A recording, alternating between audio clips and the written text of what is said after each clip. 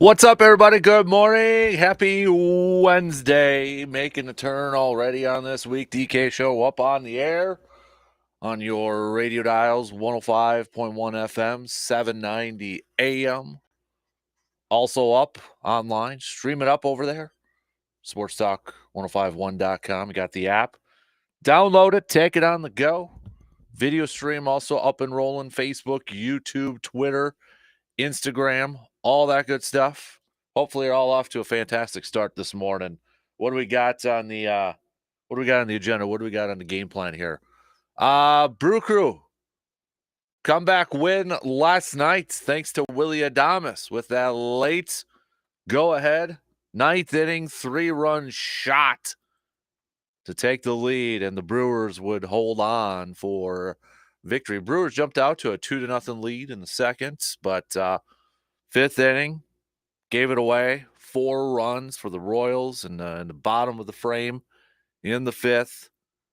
Brewers got a run back in the seventh. Royals took it right back, adding another run there. But it was in the ninth. Willie Adames stepping up, kind of getting challenged a little bit too. He said afterwards from the Royals fans out there, but stepped up big time with that 3-run shot. 13 total hits for the Brewers in this game.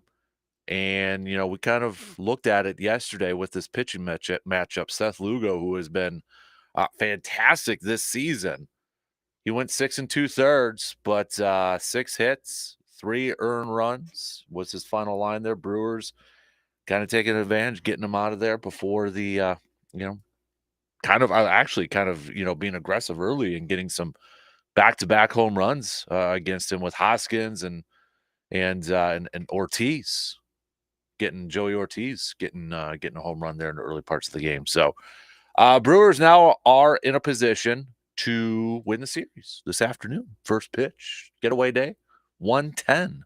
1:10, so less than 8 hours from now.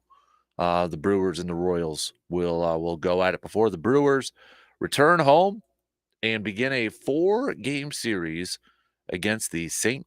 Louis Cardinals.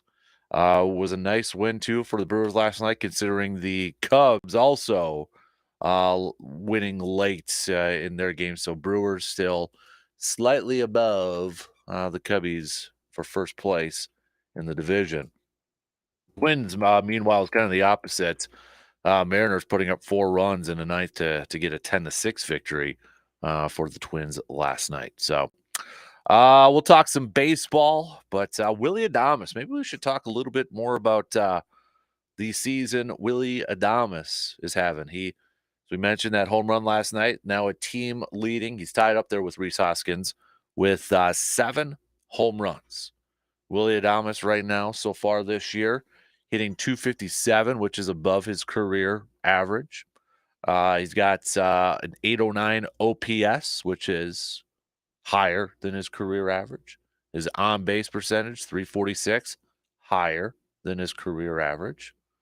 So we'll throw a little Willie talk in there, Willie Adames talk in there too. So maybe, yeah, I mean, if Christian Yelich, if his goal was to get some game action in before the end of the road trip, it'd have to be today, but I don't know. Ain't looking like it, but who knows? Maybe we'll be surprised later on today. So, baseball chat coming at you here in a little bit. Also, yesterday the NFL. I mean, it's kind of a big day for the likes of somebody like me, but the NFL announced yesterday the schedule release next week. Apparently, teams were anticipating it was going to be tomorrow, this Thursday. But the NFL saying it's going to be a week from today, so the 15th, which it's one of those things, too. It's going to get leaked, depending on, I mean, your team's reporters and such. It's going to get leaked before they want to do their whole reveal show, which is just ridiculous. I mean, again, it's the NFL. They can put out a show. They can put out content for anything, and people are going to eat it up. But it'll get leaked maybe the day before or even like the morning of. We're going to start to see games and such, and you can kind of put it all together here. So, with that being said, we're going to get ahead of the ball game here. We're going to play a little game. It is Wednesday, so it's a little game time Wednesday. I'm going to try to make some predictions on this schedule here. We know one, but we know the week 1 matchup already, so got one. But yeah, that'll be a week from today. So get your fall schedules for any of those of you out there, maybe kind of plan the rest of your summer fall schedules or whatever, depending on, Packers games and such. You will be able to do that by next Wednesday. I'm one of those. Now, that doesn't mean that they're going to have my preseason games finalized and scheduled. That might take a couple more weeks there too. But hey, progress. We're getting closer and such. So, but I know there's quite a few Packers fans out there that when that schedule comes out, that's when they pick which games they're going to go to or try to go to, and such. Um, we kind of do it every year, but you look at what are some of the main things you look at when it comes to a schedule. Bye week. I mean, I think that's where a lot of people look at how many primetime games are there going to be. I might be one of the few that does this, but I've done it for as long as I can remember. I look at, okay, when do they play during hunting season in November? That's kind of where I look at too. It's like, all right, how do I kind of adjust my schedule there too? So, but we'll have plenty of time to kind of take a look at that. But we gotta have a little fun and make some predictions over there too. So maybe we'll hit that up as well. NBA playoffs continuing last night. If you're still kind of paying attention to that, you had the Celtics taking down the Cavs last night. The Thunder taking down the Mavericks of Dallas. So both those teams, it was game ones. Both those teams picking up wins. The Rangers now off to a 2-0 lead in their series, Stanley Cup playoffs, after defeating Carolina in double OT last night, and a couple of OT games last night. And then Colorado taking down the Dallas Stars, Avalanche, 4-3 victory over the Dallas Stars. So we'll throw a little bit. We'll throw a little bit of Stanley Cup talk and maybe some NBA talk in there too. So speaking of the NBA, Rudy Gobert, Timberwolves, another Defensive Player of the Year award, his fourth Defensive Player of the Year. He is now tied with Dikembe Mutombo and Ben Wallace as the only 4-time winners. So Rudy Gobert, now a 4-time winner of Defensive Player of the Year. Also, I know we kind of talked a little bit about it on a Grind My Gears yesterday. So, but Jamal Murray fined $100,000, $100K for tossing that heating pad on the court towards an official the other day. No suspension, but that's a big time fine. $100,000 he has been fined. So also too with Stanley Cup or with hockey, I should note Sharks, San Jose Sharks, draft lottery winners, #1 overall pick. What else do we got? It is a Wednesday, which means we're going to do a little business of sports action coming at you just past 8 o'clock, brought to you by Security Financial Bank. So we'll hit that up. We'll get to a segment there. What else? We're going to, I did throw this out yesterday. So I think we'll do this today too. But, now you're kind of seeing after the NFL draft's over with, after the, big first wave and maybe the second wave of NFL free agency over with, you're starting to see teams now looking at, all right, who's available still out there and signing these veterans to like a 1-year deal. Okay. To a 1-year deal. If you were the Packers, if you were Brian Gutekunst, is there a veteran player out there that you would maybe like to see Green Bay make a play for? Or maybe if you don't know of a player, is there still a position group that, you know what, you'd maybe like Green Bay to kind of like, you know what, bring in that guy, bring in that veteran for for a year, a 1 year deal. We mentioned a couple times Stephon Gilmore's name's been mentioned as a possibility, with the cornerback groups. Is he a guy maybe trying to go for one more swing and join up on a contending team and such?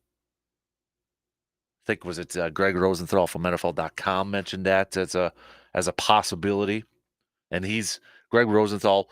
He's got when free agency opens up, he always comes out with his top 101 free agents, and Gilmore is still his highest rated one. Justin Simmons at safety. I know the Packers, they drafted a lot of safeties. You still want to bring him in. You got a Connor Williams offensive line, Steven Nelson, another corner, Adoree Jackson, another corner, Ryan Tannehill still out there too. Micah Hyde still available. So, I mean, there's options. Heck, Michael Thomas is out there. So, you still got names out there. You still got veterans out there. Is there a veteran that you think would be a nice fit for Green Bay? Or do you want them just to continue to roll? Be like, no, I'm good. We're good. Let's roll with this. It's still mind-boggling to me that Green Bay last year was the youngest roster, and based off average age, they could be even younger this year. Think about that. They could be even younger this year, average age than what they were last year. It helps when you kind of swap in Jacobs for Aaron Jones. That takes down the average years a little bit. Darnell Savage, not even that old, but he's a guy who's been around in the league in a few years. He's out, and then you replace him with a bunch of other rookie safeties essentially. Rudy Ford, not there anymore either. So I mean, it's kind of, I don't know, like, dang, they're going to be even younger potentially this year. Really good chance they are, unless they maybe sign another veteran free agent out there. So is it that offensive line? Is it that corner? Maybe another safety, a veteran safety. Maybe you're like, hey, I'm all about the young safeties, but maybe bring in a veteran just to provide some depth. What are you thinking? All right. Or maybe you just want the team to stand pat and roll with what they got right now. So we'll hit that up coming up a little bit later on too. So, but think about it. All right. Think about it. Give it some thought. Let me know. That texting line, that Shoe Doctors bullpen line, always open, baby. Hit me up with a text, 715-830-1912. Comment on the video stream. Join in the conversation over there. YouTube, Facebook, Twitter, Instagram, all that fun stuff. So, all right, let's begin things this morning. We'll recap last night's victory for the Crew. Under 8 hours from now, they'll begin the third game of the series, the final game of this series. And can they leave Kansas City with a series win and then get set to take on their division rival, the St. Louis Cardinals? St. Louis Cardinals. Brewers get her done today. 13 total hits for the Crew last night. But on the mound for the Brewers for today's game, it's going to be Joe Ross. Can Joe Ross go out there and help his team deliver a series win? Better batter. Let's get at our first break, and then we'll get things going here this morning. Don't forget, hit me up with those texts. Join in on the convo, all right? We'll be back in just a few short minutes.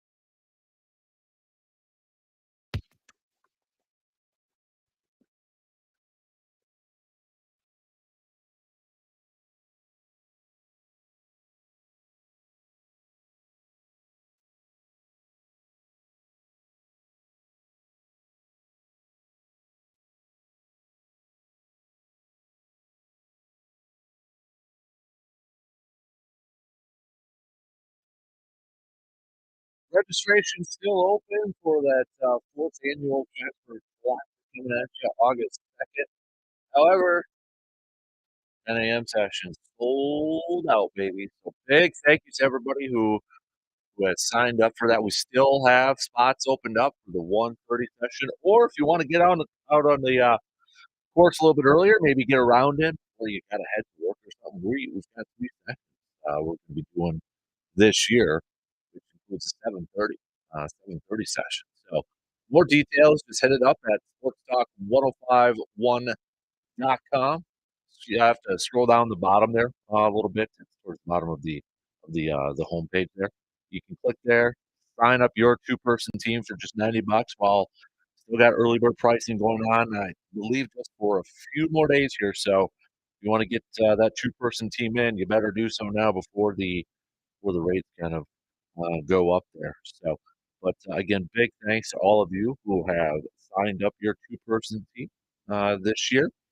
Interested in maybe potentially being a sponsor of it, or if you want to help donate, maybe donate a prize for some of the raffles that we're going to be doing because proceeds going to Backyard Dreams. We want to do it big for Backyard Dreams this year and help out a ton of kiddos and families and such. So anything like that, hit me up. I know I've just got something in the mail the other day from our from the Green Bay Packers as part of that. So I want big thanks to Hy-Vee, Carpet City Flooring Center, Park Ridge Distributing, AJM Automotive Service, The Elbow Room, Muldoon's Menswear, Doodah Gin, Edward Jones, Financial Advisor, Kelsey Nikolai, Hannah Sellner Agency, American Family Insurance, Gemco Surfaces, and Shepke Chiropractic, all helping sponsor this year.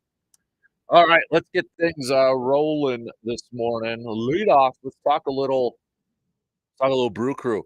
Brewers picking up the win last night, thanks to a ninth inning 3-run shot by Willie Adames. Brewers started off the game going back-to-back home runs. He had Rhys Hoskins and Ortiz in the second inning. Then in the fifth, Royals were able to put up 4 runs against Colin Ray. But the ninth inning, kind of, challenged a little bit too after some, let's just say, good-natured ribbing from some Royals fans out there.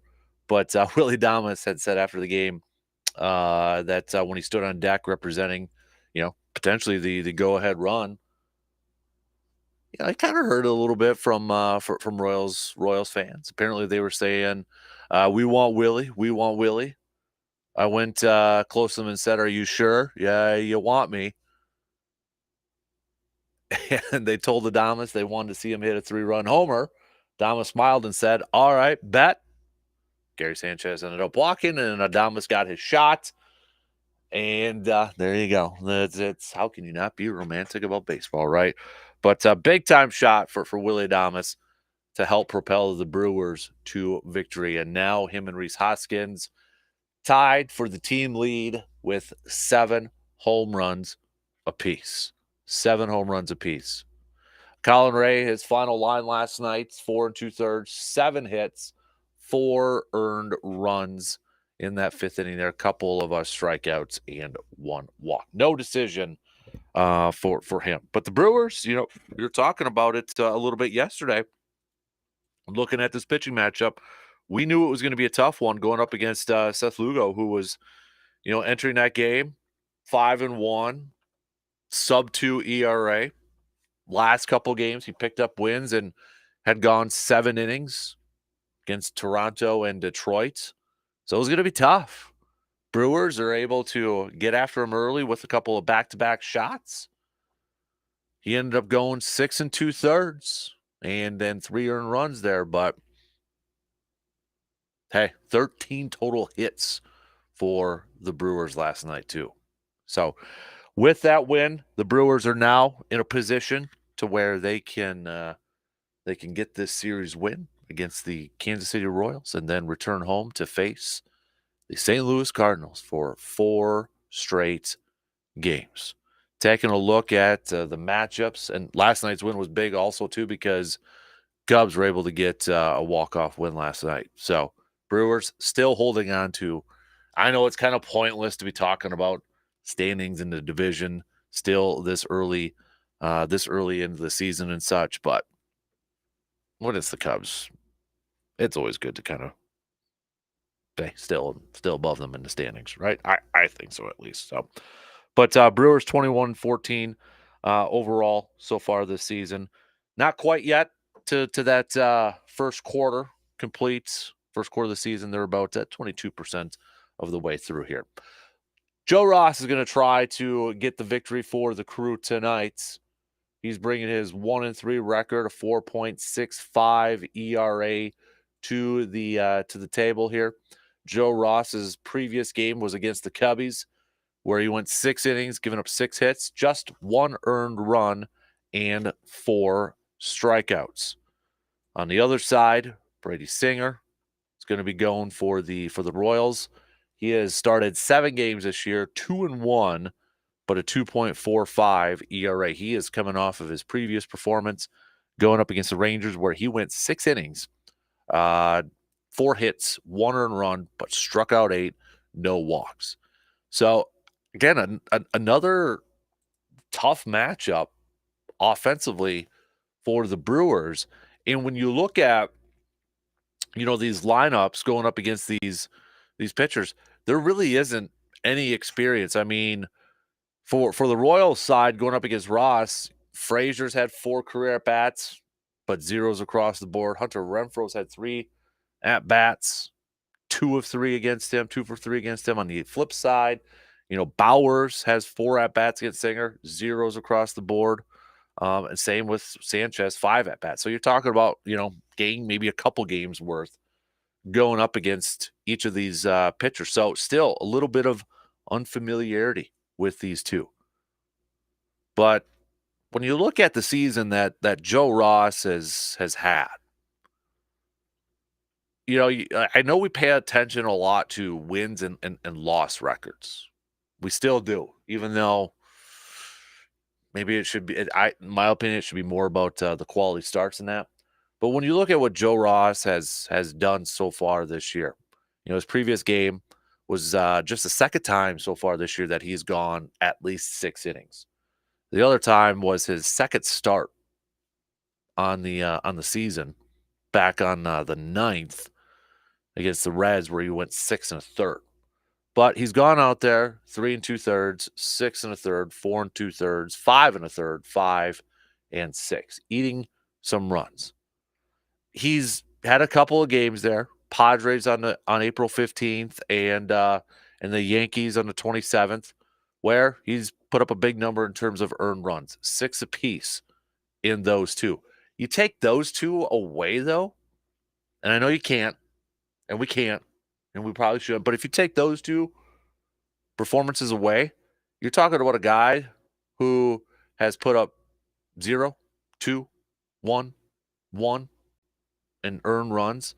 He's a guy that he hasn't topped 100 pitches yet. The closest he got was that Yankees game when he had 99. But he's been an innings eater for, somebody who's making a comeback, trying to resurrect his career here a little bit. It's been a hot minute since he's been at the major league level. But all things considered, when you look at what Joe Ross has done, I mean, has it been Cy Young worthy, All-Star worthy, top of the rotation worthy? Absolutely not. Absolutely not. But back end, okay, solid, average, serviceable right now. I mean, I don't know what kind of expectations we had. Like, I literally, when the season, I didn't know what to expect from Joe Ross. I didn't, it's been a while since we've seen him. I mean, he's kind of an unknown coming in here. I really didn't know what to expect from him. But now when you look at it, it's like, okay, 1-3 and, 4.65 ERA in 6 games pitched. Yeah, they're not, great, obviously, numbers. But then you kind of look at individual games like, okay, a couple of clunkers in there, take those away, and he's having a solid year. But hopefully he can go out there and just puts more pressure on Joe Ross this year, too, given all the injuries to the pitching staff. That he goes out there and he's a serviceable guy and he can eat some innings, but also keep his team in a position, to win some ball games, to go out there and put his team in a good spot so that offense can help. The offense too is just consistently has to be able to help out this pitching staff. We've talked about it how many times with the injuries to the pitching staff and even a little bit of an unknownness surrounding this pitching staff. It just puts more pressure on this offense to give that run support, kind of carry the team. But we'll see what Ross has later on this afternoon. Again, first pitch is going to be at 1:10 for a little getaway day. A little getaway day for the crew. All right. Let's take a quick break here. Switch gears up a little bit. We I threw out that question. Okay. I threw out the question. If there was a veteran that was still out there, we kind of went through a little bit of a list here, right? Went through a little bit of a list. But if there was a veteran that was still out there for the pack to sign, because you're starting to see some teams do that now, right? You're starting to see some teams sign these veterans to 1-year deals. And just saw Pro Football Focus even had a piece up that kind of talked about this too. One last offseason move, and in this case, they had all NFC teams. What did they pick for the Packers? I'll tell you, coming up after we take a quick short break and finish up. First hour already, flying on by on this Wednesday morning, baby. We'll be back in just a couple minutes.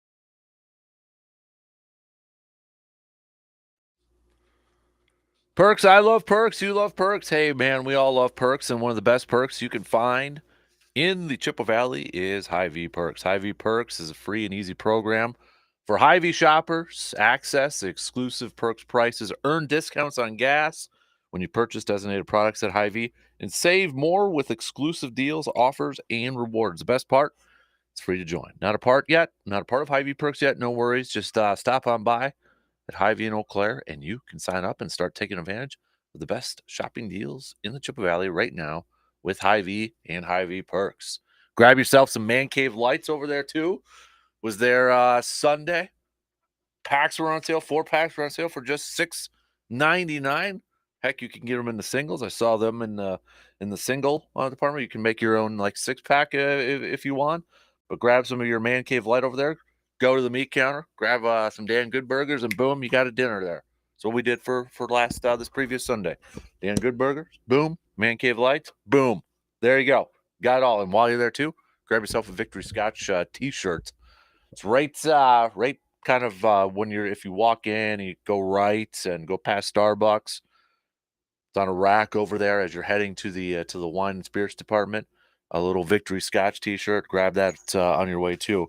Those done by our good friends from Resonance Branding Company, the official swag provider for the program and in the podcast. Again, if you want that link to the Swag Cave and get some hats, tees, hoodies, or wherever, you can. I'll text you that link. Otherwise, it's on my Twitter, Facebook, and if you look at the Man Cave podcast, that link is on the description over there too. But the Victor Scotch t-shirts exclusively at Hy-Vee.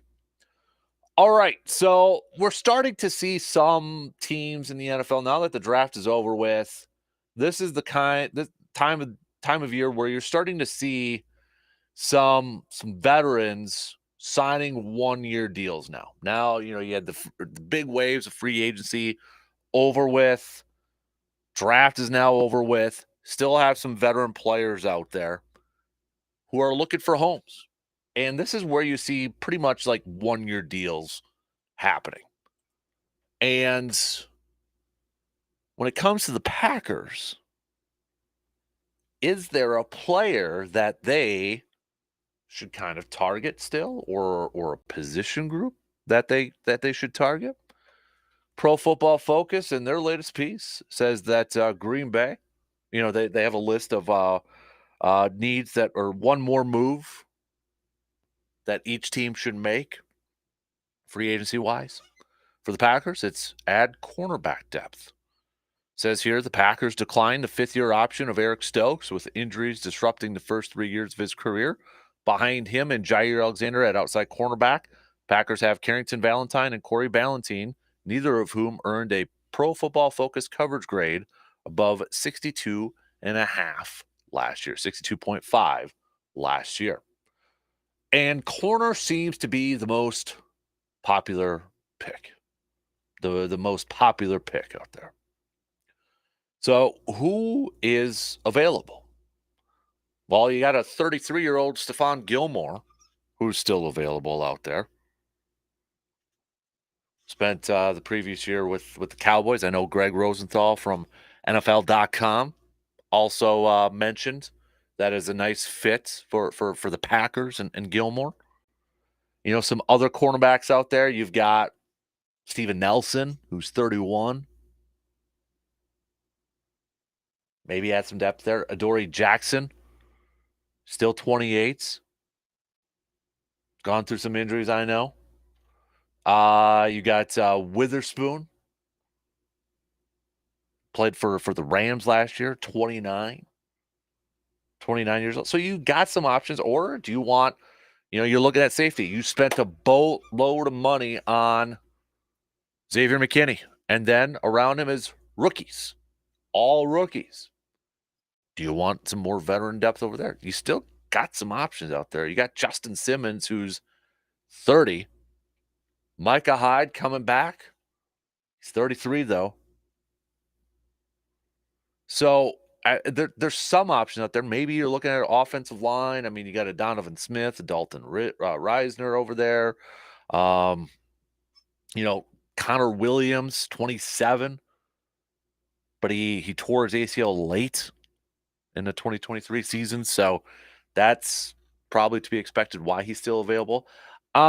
If it were me, I wouldn't mind having another corner, a veteran corner.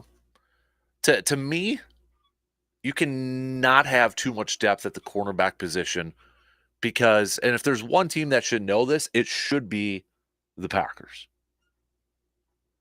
Last year, I mean, you had games where it was Carrington and Corey starting games, Keyshawn Nixon still in the slot. Heck, even Eric Stokes' rookie year thrown in as a starter right away because of injuries. Jair's been even getting banged up here a little bit, dealing with some shoulder issues. I know they're saying a lot of positive stuff about Eric Stokes, and he looks good and hopefully turn the corner. But I mean, once games start, that all goes out the window. Everybody's susceptible to injuries at that. So for me, personally, I don't think you can't have too many corners, especially when I look at this division. We know across the border in Minnesota, Justin Jefferson, right? Best receiver in the division. Addison had a good year last year, solid year as a rookie. Throw in some tight ends into this conversation too. You got Hawkinson over there. I know there's some question marks about Sam Darnold. You got J.J. McCarthy and such, but they got weapons. Detroit, Amon-Ra St. Brown just got that new deal. Sam Laporta at tight end, Williams. I mean, they've got some weapons for Jared Goff. And then you look to the south with Chicago. Receivers galore now. DJ Moore, Keenan Allen, Roma Dunze for Caleb Williams. So getting some corner depth, if it's another veteran, I'm okay with that. I don't think you can have too much, especially now when base defenses are nickels, 4-2, 4-2-5s. So if it is a Gilmore, if it's somebody else, more corners, the better for me. More corners, the better for me.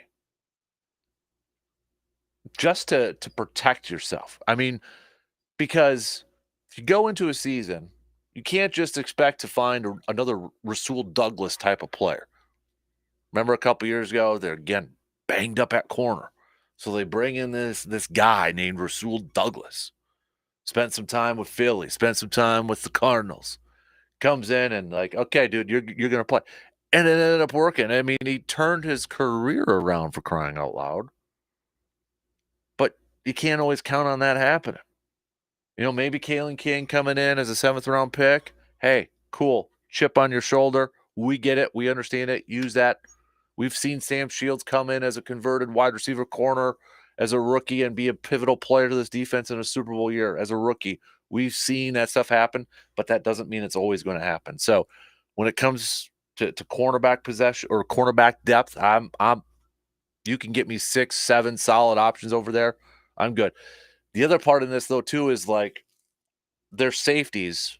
Like, I almost feel like we got to call the corners and the safeties maybe defensive backs as a group because I feel like there's going to be some versatility when it comes to their safeties.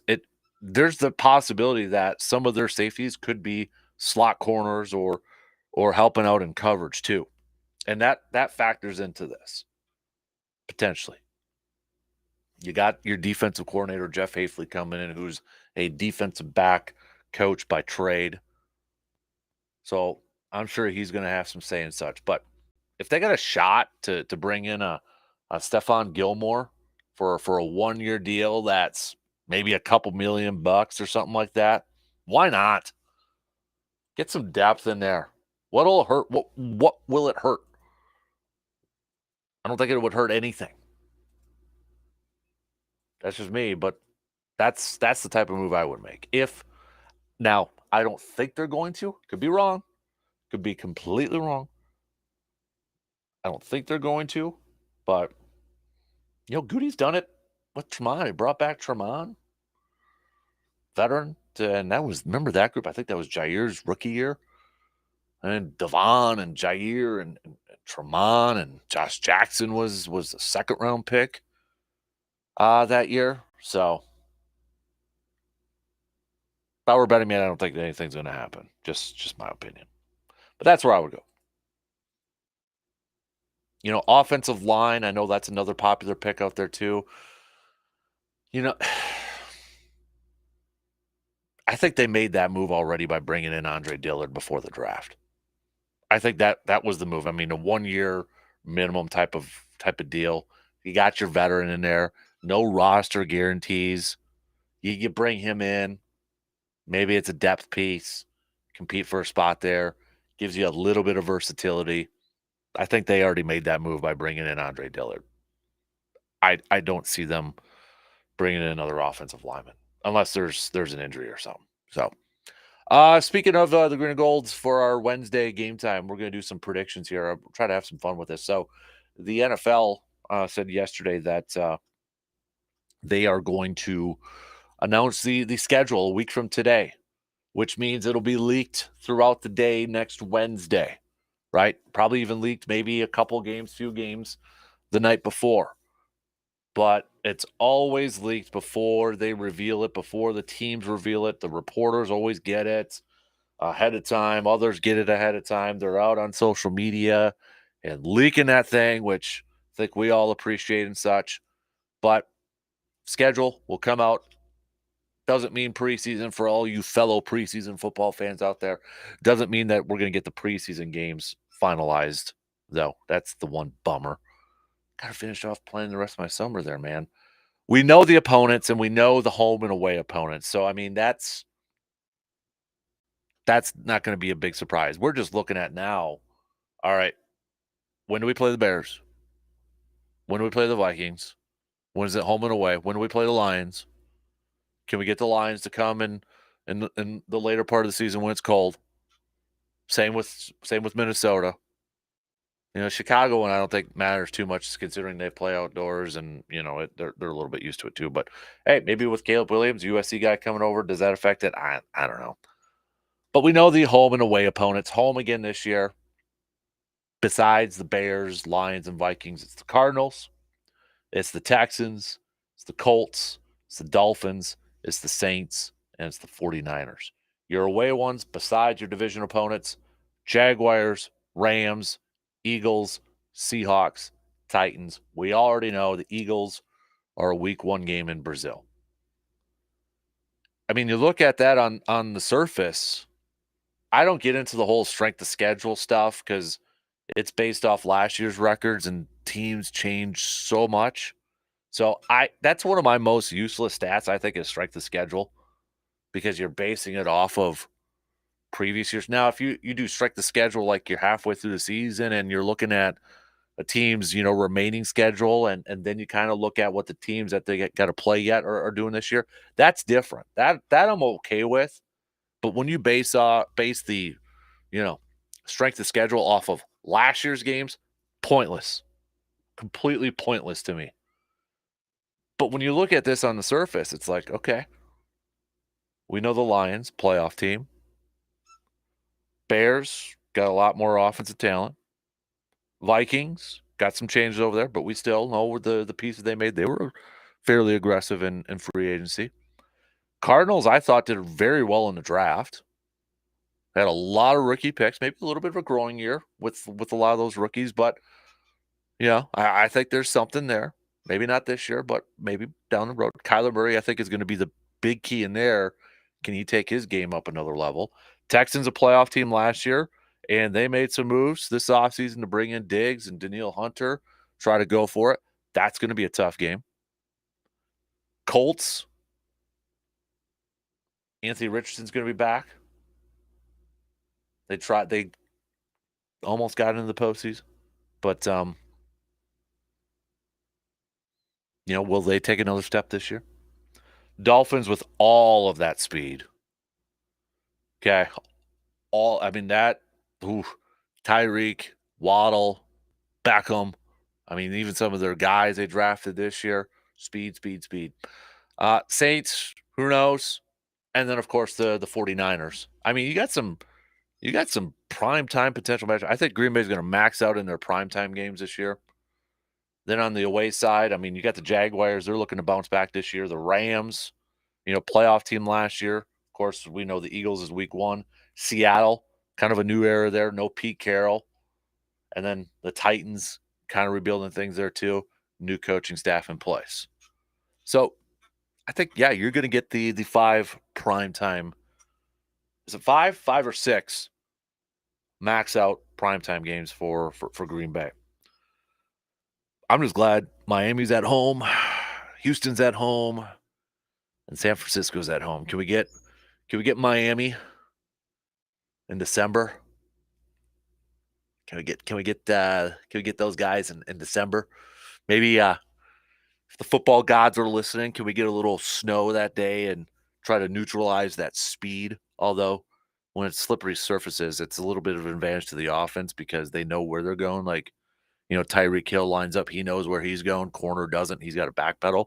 But at least it might slow him down just a little bit, you'd think. I don't know. But I want that Miami one when it's cold weather. Really cold. But we'll have a little fun and try to make some predictions there. I know I'll get one right. Week 1 against the Eagles. All right, coming up next hour or two, we'll get back to some more baseball talk here with the Brewers wrapping up their series against the Kansas City Royals this afternoon. So we'll get back to some baseball talk there. We got NBA playoff hoops continuing. We got a couple more nights yet until the Timberwolves and Nuggets continue to go there. Stanley Cup playoffs also continuing to roll on. We got a Business of Sports segment coming up a little over an hour from now, brought to you by Security Financial Bank.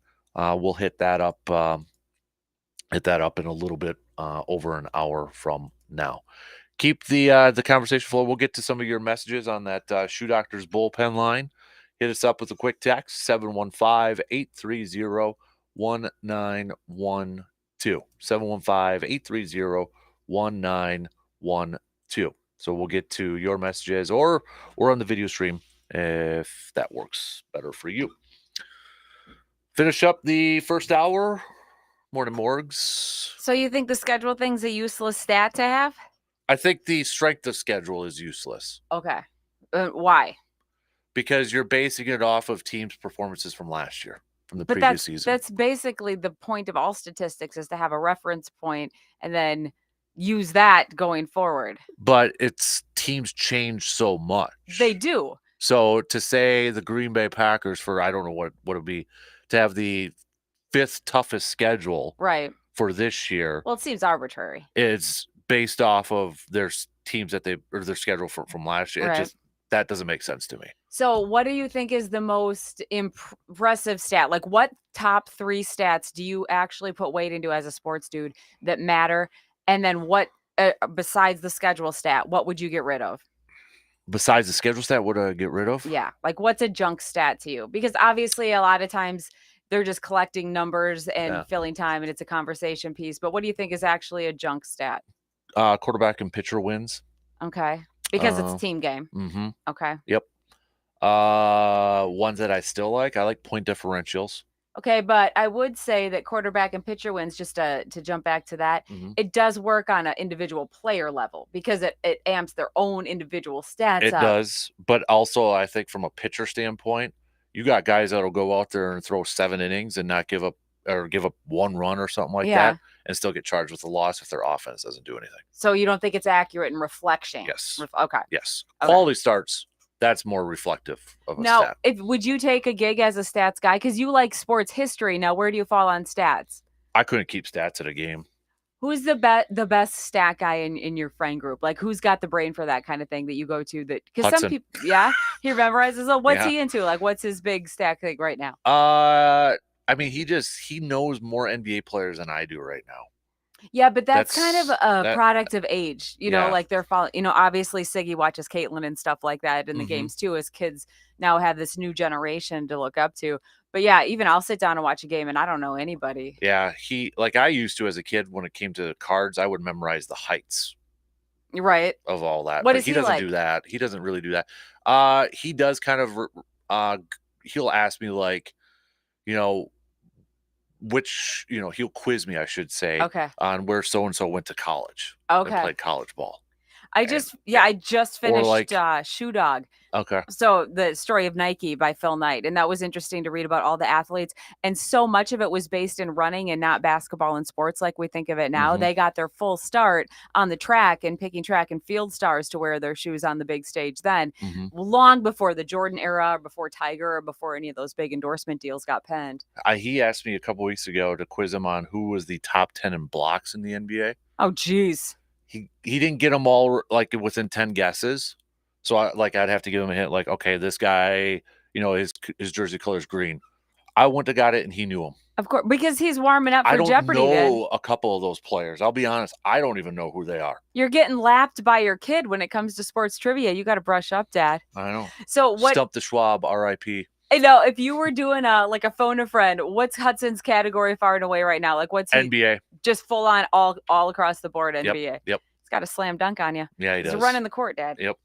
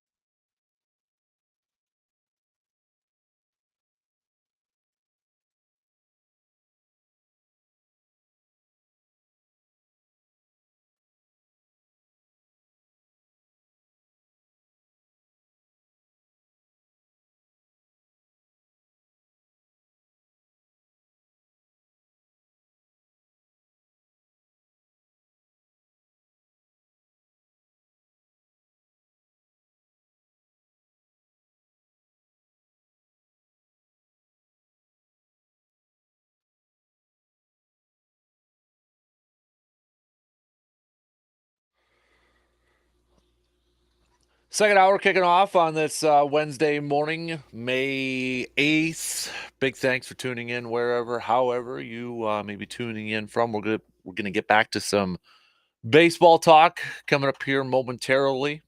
Brewers looking for a series win later on this afternoon as they take on the Kansas City Royals. First pitch at 1:10. You can check out that game on the radio dials, 105.1 FM and 790 AM. So we'll preview that game. We got Joe Ross on the mound for the Crew. Getaway day for the Crew before they return home to begin a 4-game series starting tomorrow against the St. Louis Cardinals. But with that come from behind win last night for the Brewers and Willie Adames' 3-run shot in the 9th. Brewers still slightly above the Chicago Cubs for first place in the division. So should also note, too, this is going to be a topic when we get Dr. Crow on here, but Wade Miley did have his elbow surgery, but looks like it's going to be a little bit of a hybrid elbow procedure that will, just reading a little bit about it during the break here, that will allow for a little bit more of an aggressive rehab process. So, again, might have to talk to Dr. Crow about this one. But with the elbow now fixed, the goal for Wade Miley is to be throwing bullpens and facing hitters by spring training of 2025 and ready to pitch for a team in late April or May of next year. So Wade Miley did have that procedure. And apparently, some of the quotes were pretty stoked, super happy with the procedure. So, but we'll save that for when we get Dr. Crow on a little bit later on this week. Also, playoffs continuing for the NBA. Last night we saw the Boston Celtics game 1 taking down the Cleveland Cavaliers, so they're up 1-0. The OKC Thunder also taking game 1 in their series against the Dallas Mavericks, 117-95 last night for the Stanley Cup playoffs. You had a couple of OT games, a couple of OT thrillers.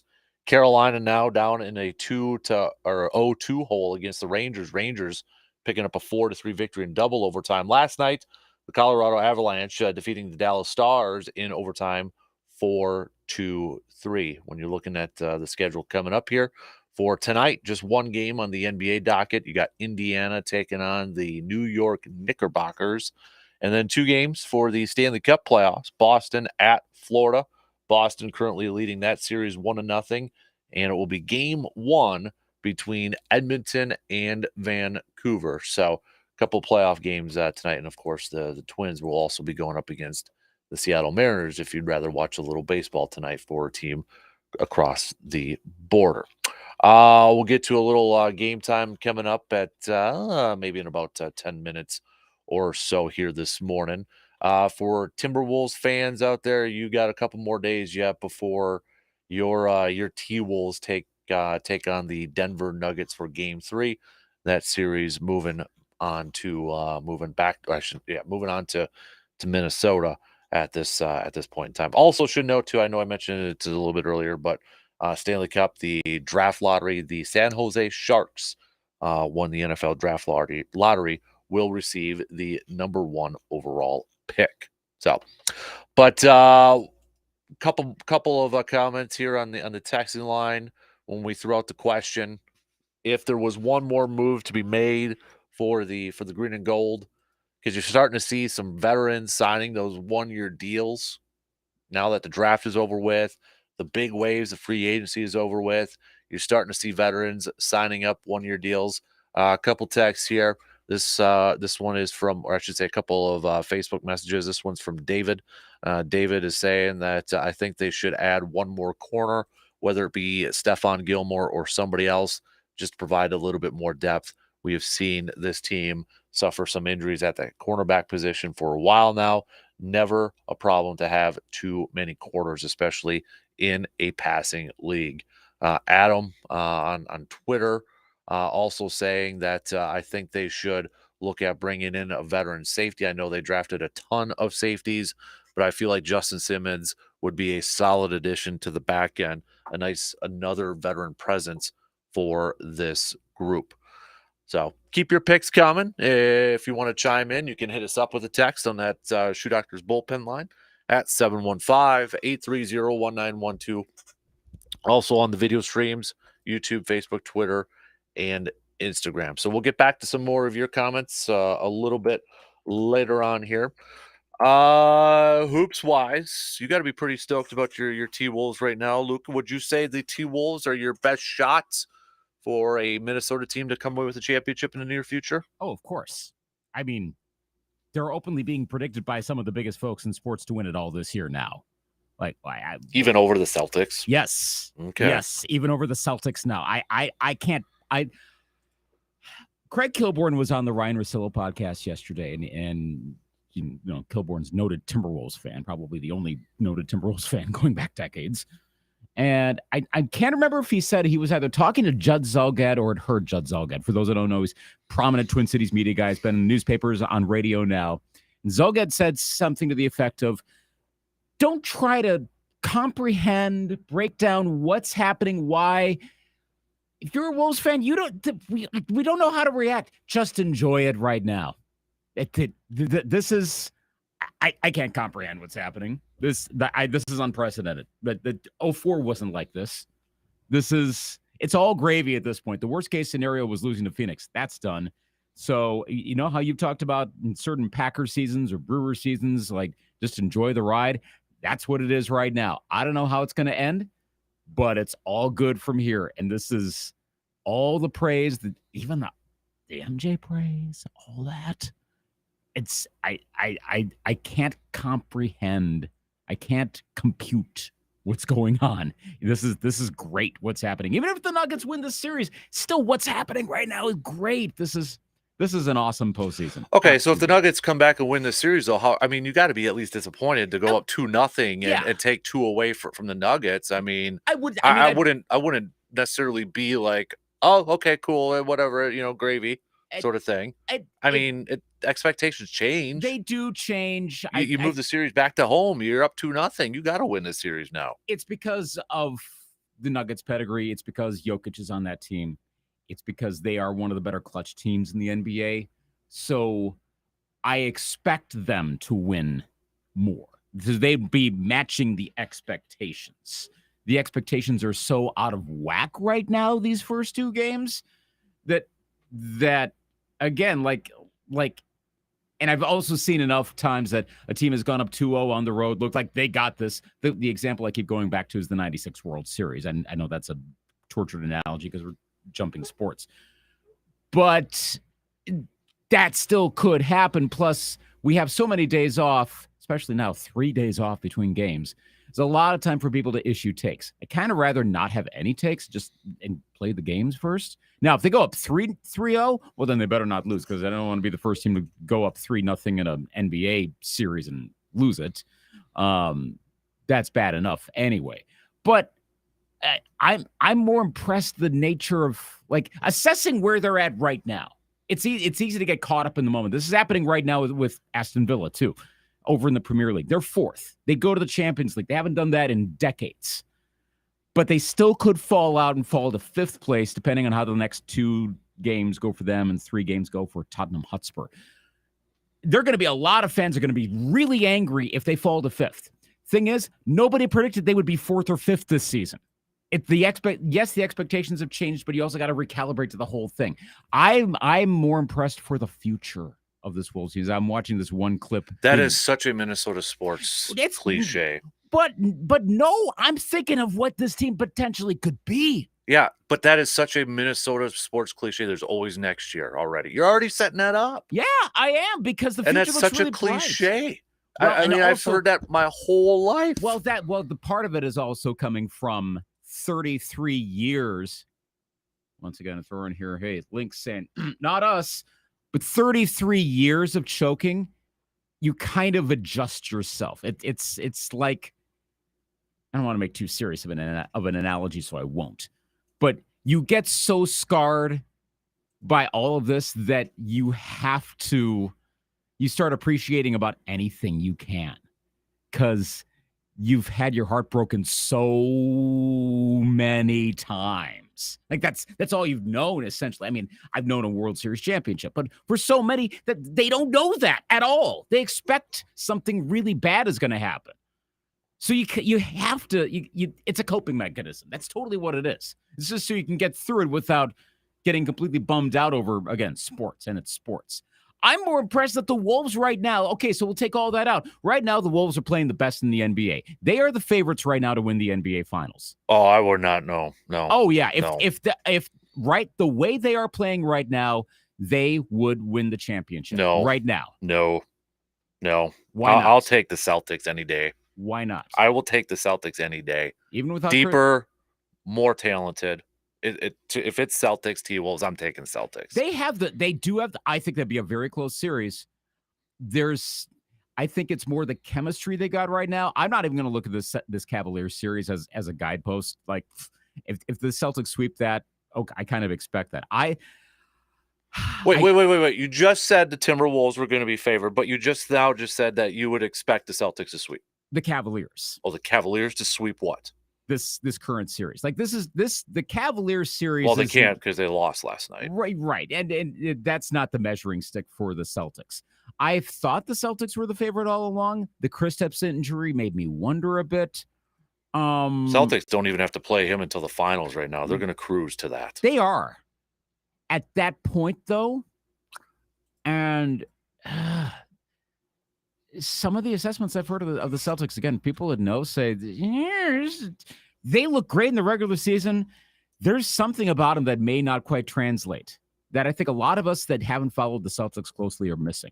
It's surprising. Like I also feel like that's just an excuse for a lot of people. We see it for dominant teams to try to find a weakness to try to draw up attention. Like, yeah, you know what? This could actually happen just because other Celtics are going to the finals. Let's just pencil it in. I think there's too many people. We just see it every year in sports that try to come up with a narrative for really good teams to try to draw some storylines to it, to try to draw some attention to it. I mean, the whole conversation now about Celtics and Knicks and this could actually be good. Stop it. Celtics are going. Yes. You don't need to pipe it up, for crying out loud. It's Celtics versus and I still don't know, because for the beginnings of the Wolves going to the NBA Finals, Wolves can win it all. Let's see what happens with the Thunder. They looked pretty good last night. I know Luka wasn't looking that great, but Thunder also a pretty good team. Again, it's 2 games into the Nuggets series, and the Nuggets were predicted by most everyone to win this series.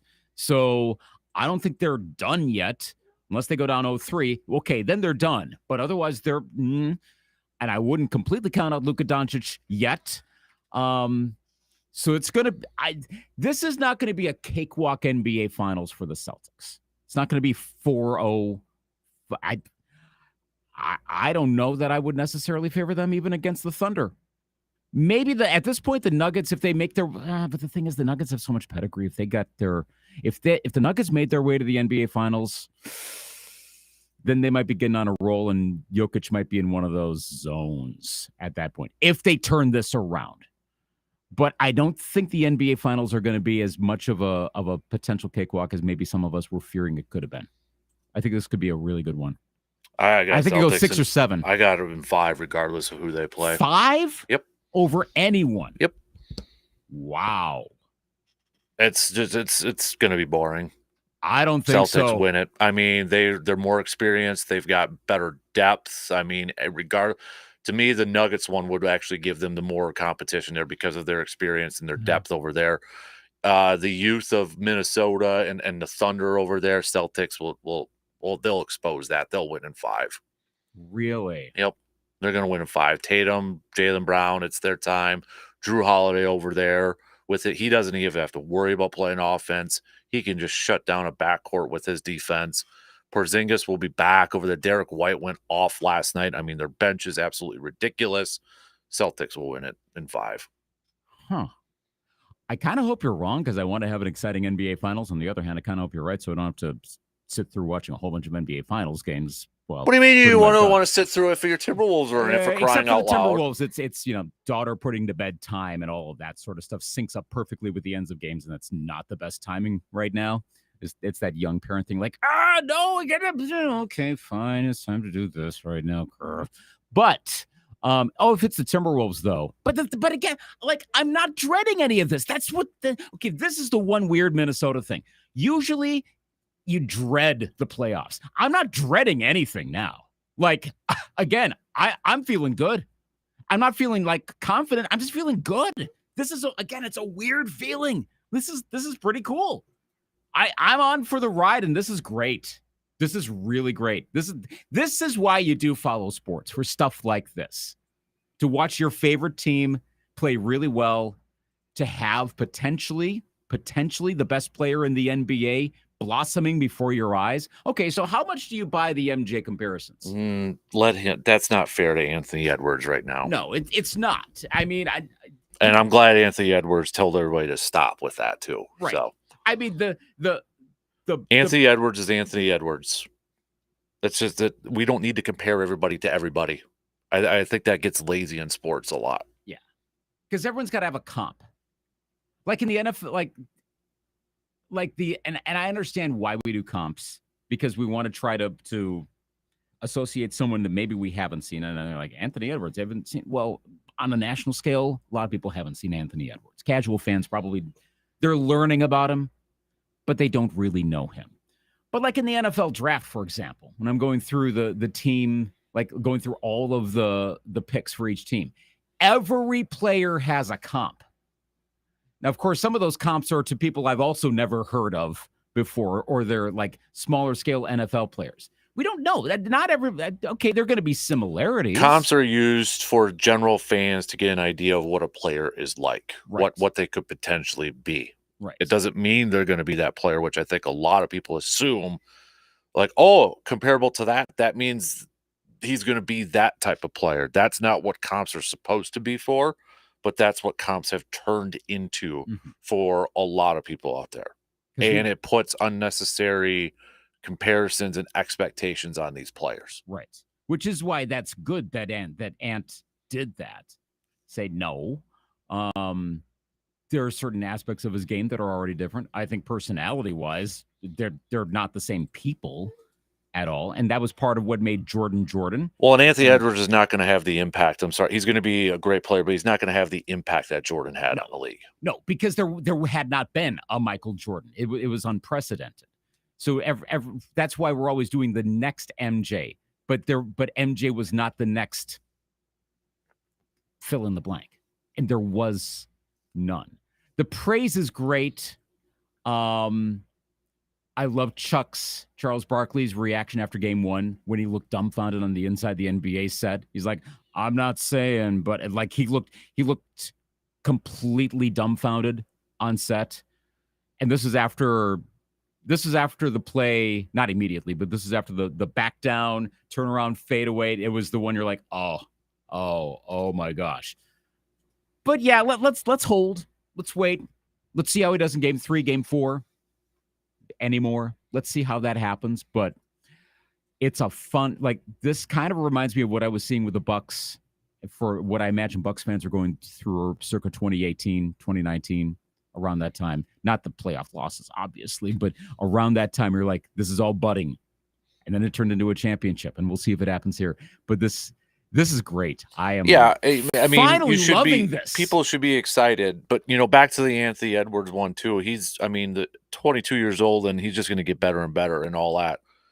But we got to hold off, too, on these Jordan. Let the guy win a championship first before we even get to all this stuff. Right, because let's wait for that. There's other, he's, first of all, he's not in the category of best to not win a championship. He's 22 freaking years old. So let's give him time for that. But before we get to these high expectations and comps and next, that dude's got to win some championships first. He's got to carry that team to a championship. Plural. Yeah, that's the emphasis. Championships. Again, I know it's tougher nowadays. I don't expect.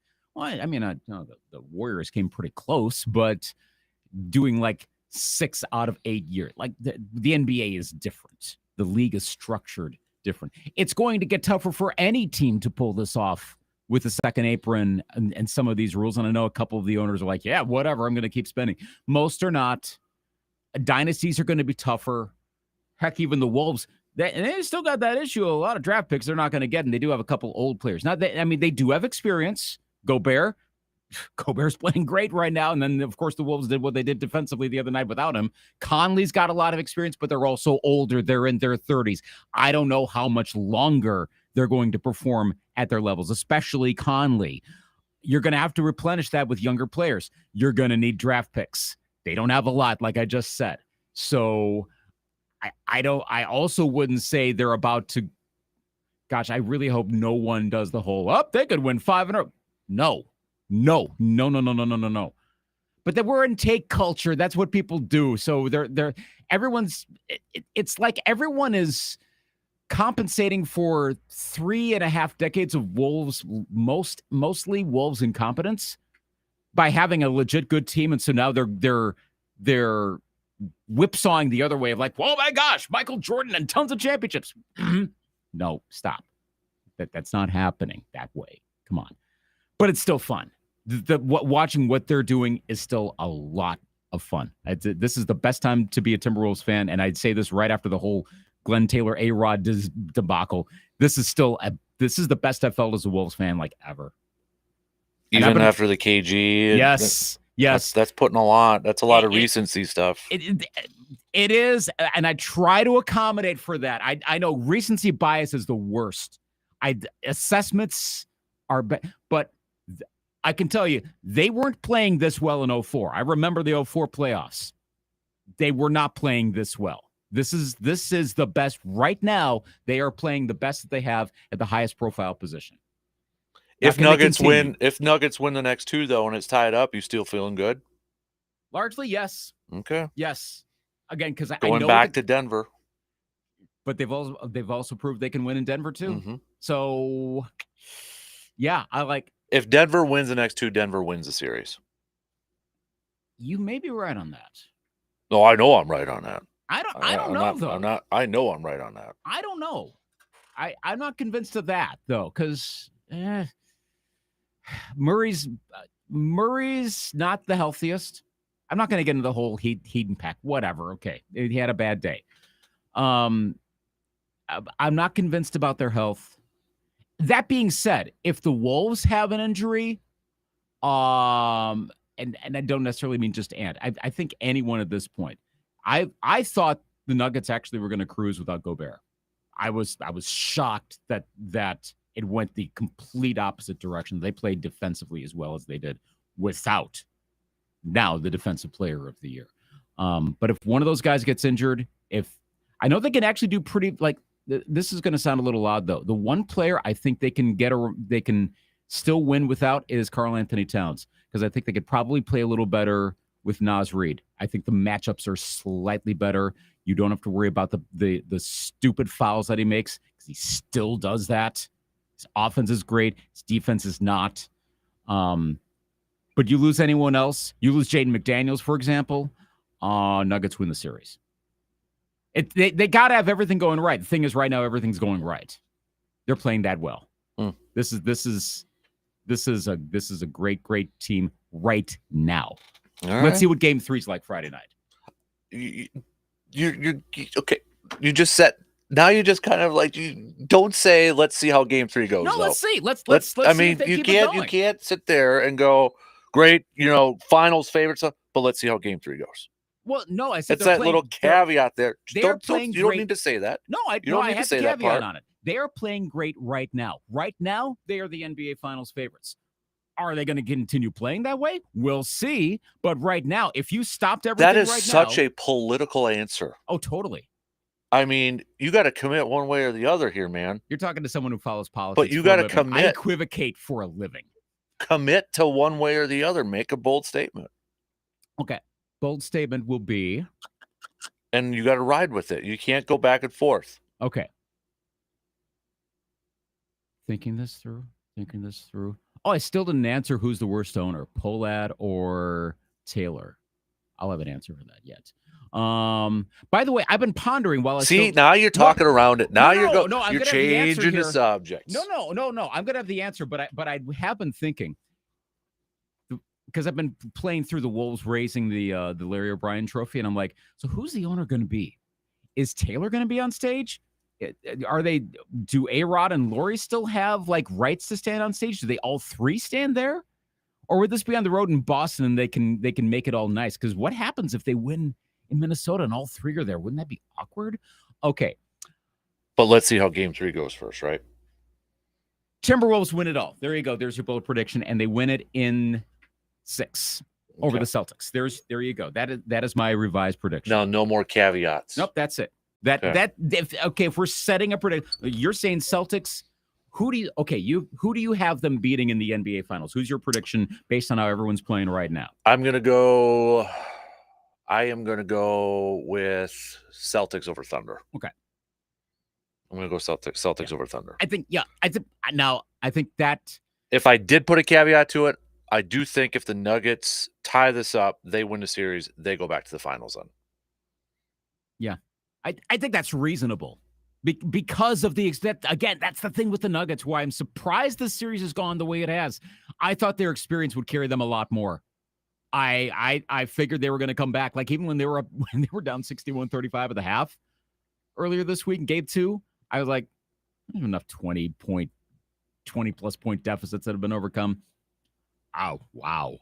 But it's there. They're not going to have another game like they did in game 2 against Minnesota where Jokic had 16 points and Murray just stunk it up and didn't have double digits. Right. I feel like Nuggets game 3, they're going to come out hot right away. If they lose, if they're down 3-0, then the series is over? Then it's over with. Right, yeah. okay. It's over with. I mean, yeah. Just sit down Anthony Edwards for the rest of the series and it's over with. So. Yeah, you could rest him game 4. Yeah, and they'd probably still win. It's done. So, yeah. The series I do want is Timberwolves and Thunder, though. Yes. In the Western Conference Finals, I do want that one. I don't want to say changing the guard because it makes it sound like the Nuggets have been around for a while. I mean, they've been solid and all that, but I mean, 2 younger teams and yeah, Timberwolves are a little bit older, but I just love what the Thunder have done. Like, just done it completely different than any other NBA team out there. They're not signing free agents. They're not making trades and mortgaging their future. They're adding all these number 1 draft picks, and they're kicking you-know-what right now. That's the thing. I love what the Thunder are doing. That's the thing with the Thunder. Where I was talking about in the Wolves case that they need to replenish their picks somehow. Thunder are the opposite. Like, if I'm doing a futures bet on who's more likely to be in conference, at a minimum conference finals, I won't say NBA finals because that's asking for everything. But one of those where like the Celtics, they were in the 17, 18, 20, 22, and 23 conference finals, and they're pretty much a lock for the 24. That's a lot of conference finals going back to 2017. I could see the Thunder pulling off something akin to that. If we're having this show in 2030, you're like, wow, they're on their way to like their 5th out of 7 Western Conference Finals. They could do that. Mm-hmm. The youth and the picks and the competency of the front office, I think that could well happen. It would be still burned by the whole Sonics thing, but for this bunch, they're a likable bunch, and it'd be, if there's a year that the Wolves are not their competition, I wouldn't mind seeing the Thunder be the team that wins it. I do appreciate that their general manager too wrote to the Boston Globe as a 16-year-old, and Sam Presti. I don't know if you saw this, but did not. Oh yeah, he wrote a letter to the editor when he was 16 years old to the Boston Globe. It was published, talking about how the Celtics needed to just kind of decimate their roster, restart, and draft some kid named Jason Kidd in a draft. I'm really glad that the Orlando Magic never publicized my letter to them about trading for Eric Montross. So that would have been bad. By the way, how'd you feel after the Magic blew that lead in Game 7?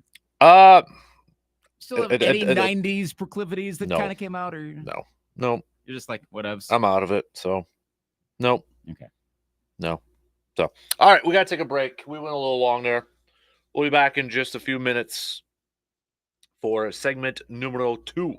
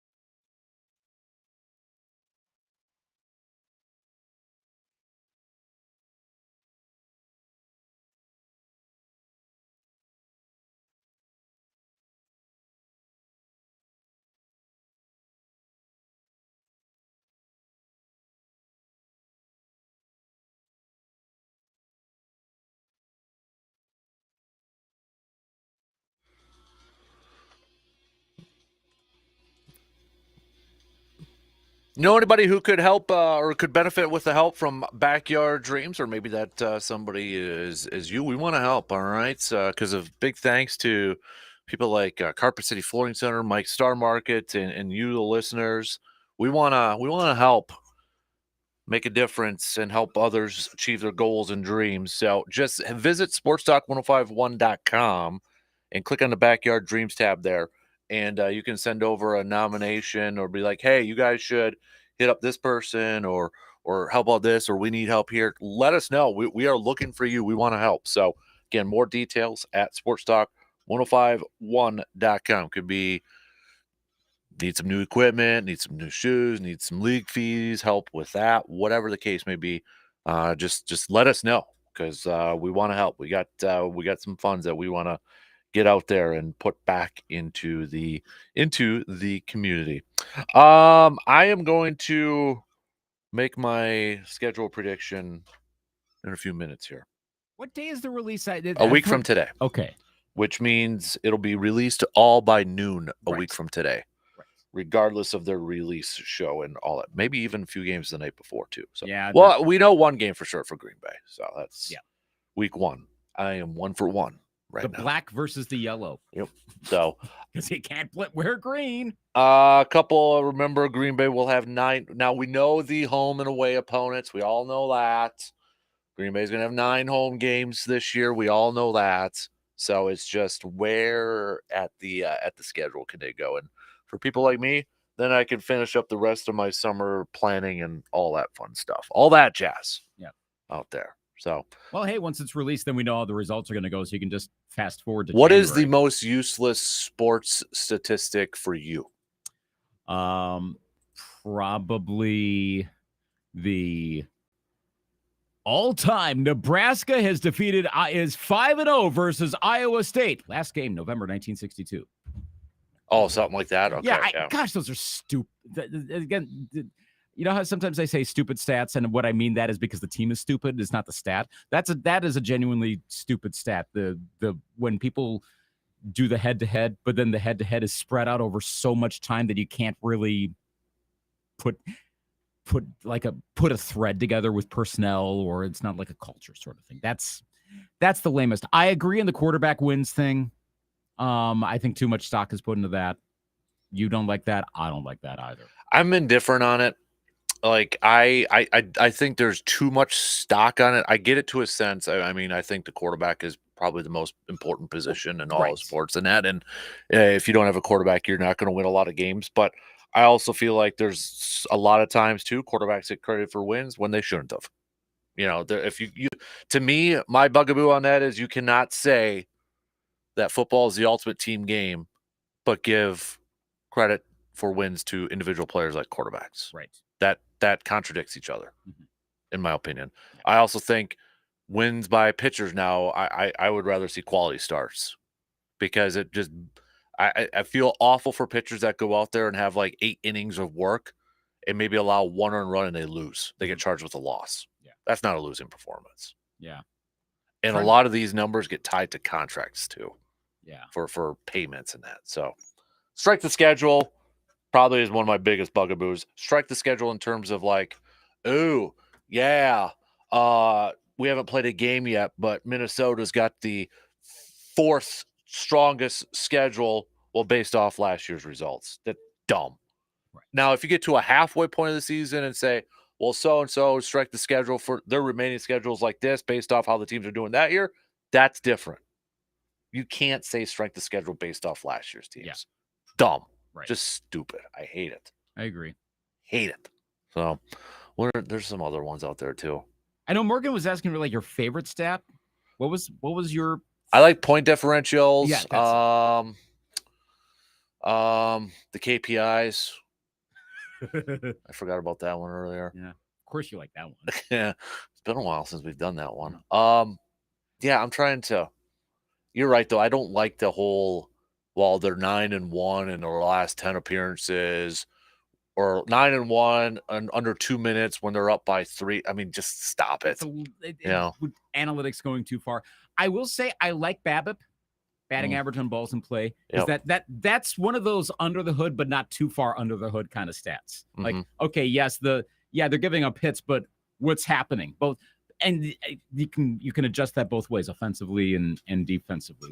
That's a pretty solid one. That's one of the better analytical stats that have come around. I feel like we just get so analytical at times, and sometimes you just need to go with the gut, like from a coaching sense too. Yes. I think WAR is also good because wins above replacement I like too. Yes. Yeah. Yep. I don't like that we have two different types of WAR that are commonly used. I'd like there to be one, like in just about any other sport, but it's good because it's a simple explanation.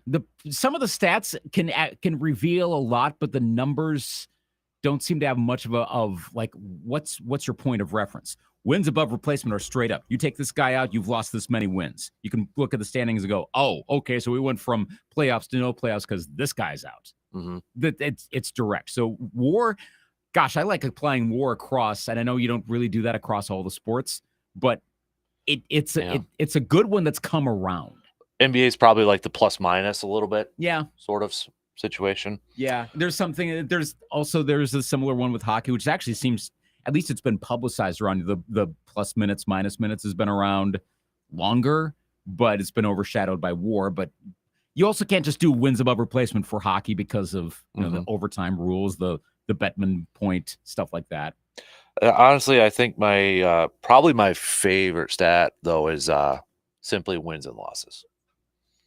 That's all that matters. I mean, it is. Yeah, that's literally all that matters. Did you win it? So, yeah. Did you? Oh, you threw for 500 yards, but did you win? No. Okay, who cares? So I don't care. Scoreboard. Yeah, I really don't care. Oh, you won an MVP? Okay, did you win a Super Bowl? No. Okay, sorry. Well, that's so wins and losses. That's the best stat. Yeah. All right, let's take a break. We'll finish up the second hour.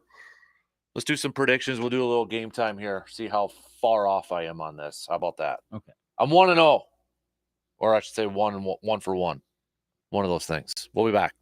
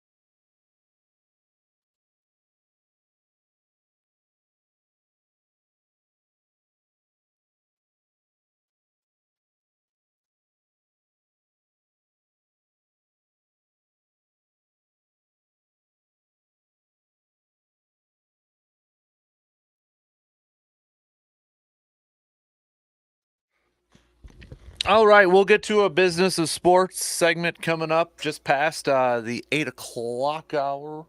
But we're going to finish off the second hour with a little game time here. It's prediction time. You should do this for your Vikings, although I'm probably a nerd and all that. So I'll take the bullet for this one. How about that? Okay, go. Schedule release a week from today, which by this time next week, we may start to see some leaks of the schedule coming out, right? Yeah. We may start to see some of those leaks. So we do know one game. We know, first of all, we know the home teams, we know the away teams, and we know week 1 for the green and gold. Week 1, Friday. In case you haven't heard, Friday against the Eagles. Okay, opening weekend. Just in case you haven't heard, they're going to be in Brazil. What? Yeah, on Really? Peacock. Sorry, but it's going to be on Peacock too. Oh man. So, just throwing that out there, in case you were living under a rock for a while now. But that will be the first game of the season. I'm fairly confident in that one. 99% sure that's going to be the week 1 matchup. But what if they? Okay. In case you're wondering too, the actual date of that game is going to be on September 6th. So September 6th, move down. So a tradition unlike any other. You're now going to try to game out the rest of the schedule. How close were you last year? I remember you were doing this. How close did you get? I think I got a couple. Okay. I got a couple. I don't really remember. I should keep track of these numbers. I keep more track of my draft stuff. By the way, how did you do? I did really good. I did get one Packer in my mock. It was a 5th round, Oladapo. That's right. But so I just used the barometer of like a Daniel Jeremiah or Matt Miller. So Matt Miller is the ESPN guy, one of the ESPN guys. He said he got 8 right in the first round, 29 of 32 overall. So like 29 of his first round picks were drafted in the first round. Right. 8 actual like dead ons. Mm-hmm. Daniel Jeremiah, I think was he 10 and 29? I was 11 and 28. Wow. I was like, yeah. Wow. Some unknown over here. Yep. So there's my somebody needs a draft pod. I know, right? So Mel, are you retiring anytime soon? So Friday, September 6th, away against the Eagles, although more of a neutral type site. Okay. Have you mapped this all out? Is this like on a list in front of you? Yes. Okay. So all right, week 2. Let's go. Week 2, they will be at home and open up their home schedule against the New Orleans Saints. Okay. They'll open up at home. It'll actually be back-to-back weeks at home. Week 3, they'll welcome Caleb Williams and company, the Chicago Bears. Is that a primetime game? It is not a primetime game. Okay. Won't be a primetime game. How many primetime games do you think the Packers get this year? The max is 6, and I think they get 6. Okay. I counted week 1 as primetime, right? Yeah. I think you have to. It definitely, that counts. Yeah. So there's 5 remaining. Yep. Week 4, they're on the road. This is a primetime game against the Lions. Week 4 at the Lions. Interesting. See, I could see the Bears one because they seem they got another Bears game. Oh, they got another Bears game. Okay. So week 5 is another primetime game. We've seen this back to back, right? A Sunday night and a Monday night sort of thing. Mm-hmm. Week 5, home against the Texans, primetime. Ooh. So week 4 will be a Sunday night game. Week 5 will be Monday Night Football. Once again, anyone tuning in right now, it's like, I missed the sketch. What the? These are Dan's predictions for next. But you could probably, bet G-Man's 401k on this. Right. So. Yeah. So just jot this all down and you are good to go. Yep. Week 6, they will be away after being at home the previous week. So they're going to travel out west. They will take on the Seattle Seahawks week 6 on the road. Week 7, they will also be on the road taking on the Tennessee Titans. They return home week 8 versus Luke's Minnesota Vikings. Okay, so what day are we up to here? I haven't been following along. I just put week 8 on there. Okay. So just move all the way down there. Right. They get a week 9 bye right in the middle. We like that. So they get rewarded with a week 9 bye after opening up the season in a different country in week 1. They come back from their bye week 10 on the road, taking on Trevor Lawrence and the Jacksonville Jaguars. Okay, so we're up to week 10 now. Yep. So and so up to week 10, which means they're 9-0 at this point. Of course. So this is November. That's the weekend of November 10th. Okay. We've got week 11. They will be home taking on the Indianapolis Colts and Jonathan Taylor. Okay. Week 12, we got another primetime game. So this will be their 4th primetime game against the speedy Miami Dolphins. Ooh. So they'll be home. Followed up with another primetime game, Week 13, Thursday night game. That would be Thanksgiving night. Is that Thanksgiving night? That would be Thanksgiving night. I might have to redo that then. But hey, come on. There's the triple header those days. There is. And I had them away against the Bears as a primetime. Caleb Williams. Would they do that on a day with the Lions already getting high profile? They've done that before with same division teams. Minnesota had a home, remember, Thanksgiving. But would they do that with a divisional 3 team of the 4 all playing on one Why day? not? Let's do it. Caleb Williams versus Jordan Love. Okay. Do it up. Okay. Then no, that wouldn't be the Black Friday game. Ooh. They could do that. They could do that to Black. I forgot about Black Friday. Yeah, but they're not going to put the Packers versus Caleb Williams rematch on Amazon. They want that to be. I know Amazon would love that, but no, that's going to be on a major network. Well, they had Aaron Rodgers and the Jets originally for that Black Friday game. Yeah, so right. So I think and it was the Dolphins. Right. But in a general sense, I could see that being a primetime game that weekend. Mm-hmm. I think I got my dates right, so I might be throwing you off. Anyway, resume. Okay, Week 14, home against the Lions. Okay. Week 15, away against the Rams. Okay. Final primetime game, unless that Week 18, that's a flex one. That's where the caveat is to that. Mm-hmm. But Week 16, home against the 49ers. Any chance they get the Christmas Day game on Wednesday? Because right now we're up to December 22nd. I hope not. So I don't think they will. Okay. They got a Friday and a Thursday. That's good enough. So Week 17, home against the Cardinals. And then they wrap up on the road against the Vikings. On January 5th. Mm-hmm. There you go. Take it to the bank, folks. Take it to the bank. Don't bet your own money. Bet someone else's. Mm-hmm. Take it to the bank. So I think they get the max 6, though. Yes, I agree. What is their record going to be? Oh, don't. That's another one that no. Schedule predictions. So now we got to get a record. That's this to me is what's stupid is that we do know the home and away ones. You could do records now. I get it. You're probably looking like, oh, if they play here and they play here and they play there. No. They're coming off 3 road games. How are they going to react? Yeah, that no, I don't get into that either. So no, thank you. Okay. No, that's another thing I hate. is doing that stuff. So let's get through the preseason first. I was about to go all cop out on you, but yeah, that is a pretty stupid thing, so I'm not going to do that. Yeah, let's get through the preseason first. A lot of stuff could happen, and not in a good way when it comes to preseason. So there could be mini training camp torn ACLs to come. Come on, I hate to say that, but there's probably going to be a couple of major injuries, right? That will derail a team right away. This is what happens. Yeah, sucks, but it happens. Yep. Okay. So anyway. Yep. So, all right, let's take a quick break here, or not? What? We're not taking a break. Yeah, right there. In a way, we are. Yeah, got a little flabbergasted there. All right, 2 in. We got 1 more to go. We're gonna do business and sports coming up after these news updates.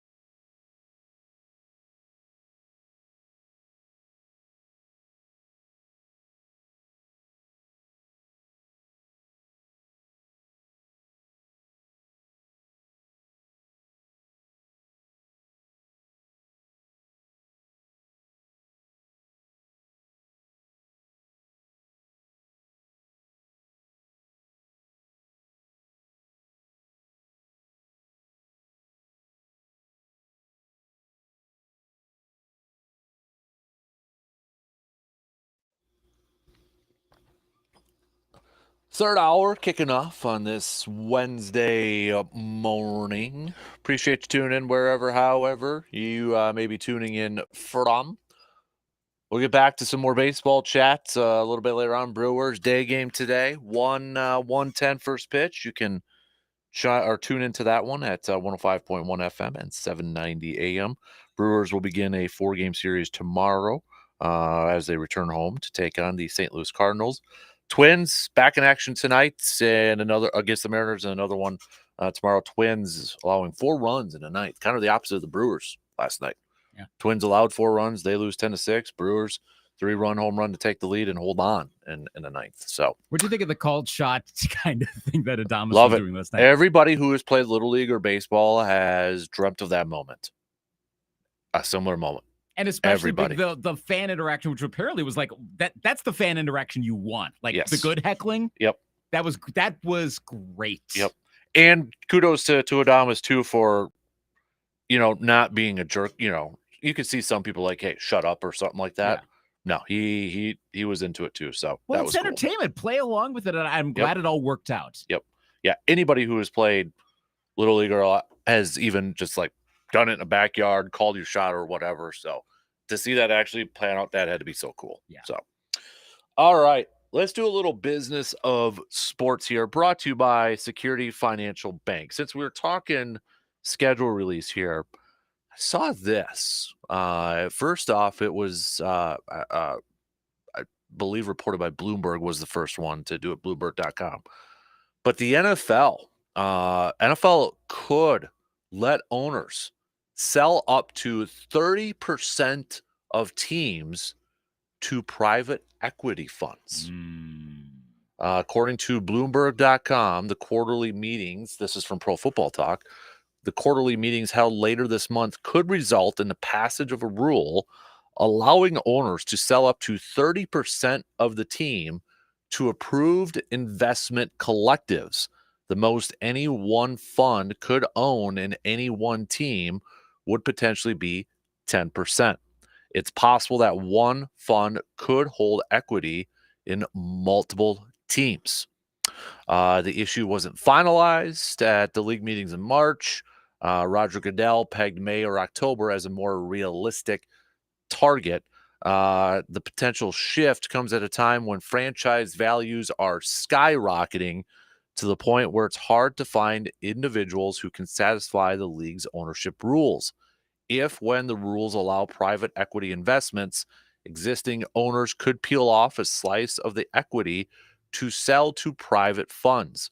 New owners could recruit equity funds to become part of the initial team of investors. Over time, it will make the purchase of 100% of a team far less common, since private equity funds will often remain in place after the transfer of control. What are your thoughts on that? Not surprised. Yeah. The first thing that goes through the mind is, here comes Saudi Arabia. Sports washing, all of that. Well, they've been all over the place anyway. But more realistically, outside of the bright, shiny object that a lot of people would focus on, is the other part that you mentioned.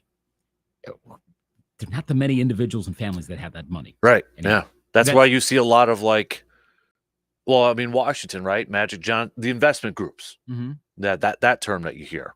Not everybody is like the Broncos and have Walmart heritage. We've been hearing this more in the past couple years or so, 2-3 years of like. Well, the Bucs are like that, right? The league struggled to find a potential owner that could what? You're struggling? Because the values, I don't know if there's some way to cap the values, which I don't know why you'd necessarily want to do that. But if it's an either or proposition. You either have the people hold on to the teams, and if they don't want them, well, that's odd.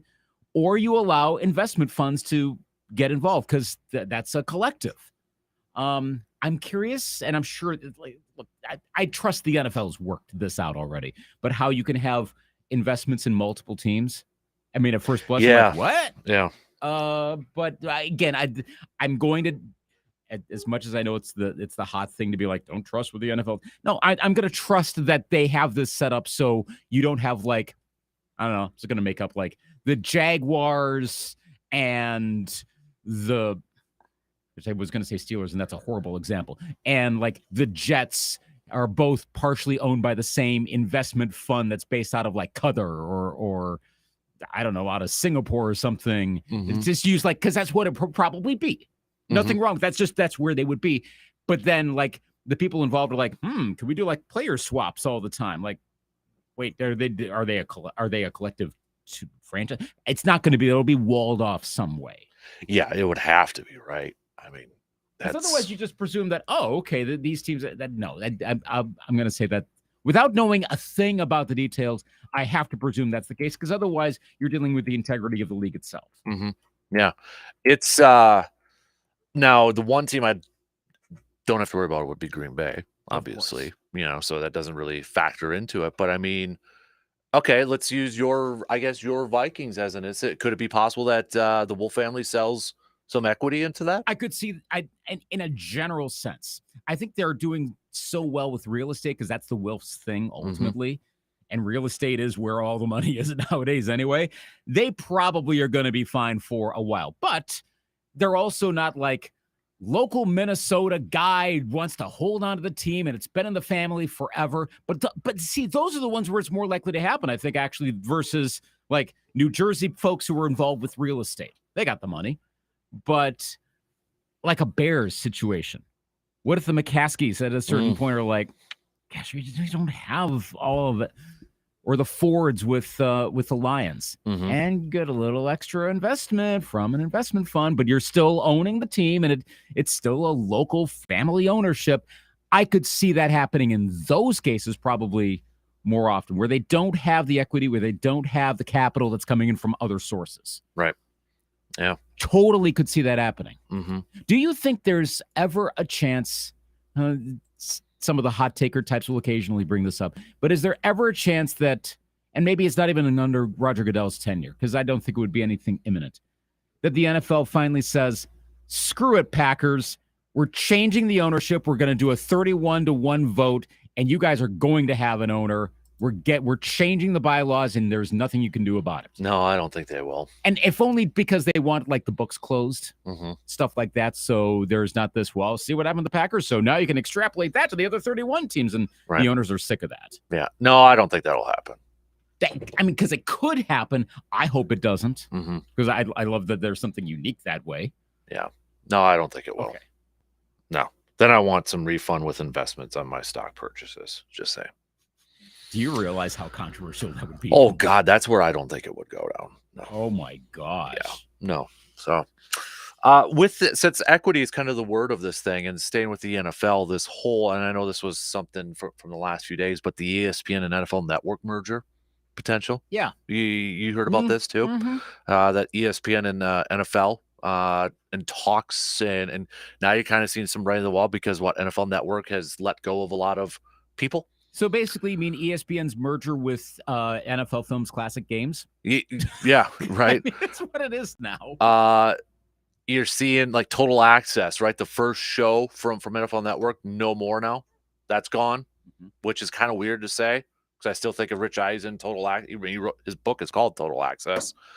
We know their Good Morning Football show is moving to LA. I think it's still moving to LA. It is, and there's that whole like, we don't know what it's going to be thing that's been dragging out for weeks. Right. Now. Yeah. So, I mean, I don't know how this is all going to play. I think this would be a win for ESPN. I mean, to have control of the NFL network and such. Oh, yeah. I mean, when I think of the league networks, MLB network, NBA, NFL to me is the top one in all that. I'm just surprised that they're willing to sell this off. And I know they're going through a little bit of a, change in philosophy, direct consumer sort of thing, but ESPN is going to have the over the top that you can subscribe like a Netflix. Side note, you see Boomer Esiason's thing that he just said on the Fan in New York? Oh gosh, no, I did not. He thinks that the Christmas Day games are going to be sold to Netflix. To Netflix? To Netflix. Okay. Boomer knows, I guess. I guess. Well, if that happens, you heard it here via there or there via here first. So, Netflix. Yeah. I mean, I've got Netflix, so I guess that wouldn't be a I mean, I think for me, but still, they don't do too much live sports. That's the thing. Well, the Tom Brady, maybe open the door for some, football stuff. Side note, did you watch that? I did not. I've seen enough clips so I could probably put together that it probably did watch the whole thing. So pretty much at this point. But okay, so Netflix and a standalone ESPN, same thing. And in effect, that's what it would be, that you would have an ESPN app, but to watch ESPN. That does make me wonder with like ESPN Plus, because one of the theories is that ESPN Plus would go away. I'm like, well, I have that. So what does that mean? I don't know what that means. But having the NFL content coming over and being a little more in-house, I'm more concerned about the journalistic rules, like the Tom Van Lathens and of the world have all their stuff kiboshed because you don't want to anger Goodell. So it's all pro. Yeah, I don't want to make it pro or anti, but there's nothing critical. No, and I don't want that. And the other part of this too is that Adam Schefter and Ian Rappaport are now buddies and tag teaming it. And I guess, they kind of had that with Mort. Of course, Mort was the type to allow. He was good for allowing that. Yeah. But will that work here? I don't know.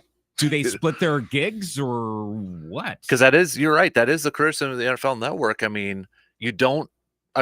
They work for the league, so there's not that. And I know Mike Florio has been on that bandwagon. How many times? I think there's a weekly post about it, about, going after the NFL Network and their coverage and inability to call out their employer, which, not a lot of us do call out our employers. You know what I mean? Right. So it's an uncomfortable thing to do. And I don't know how much that's going to happen. The ownerships are not fully cleared post Dan Snyder. The Bidwell thing is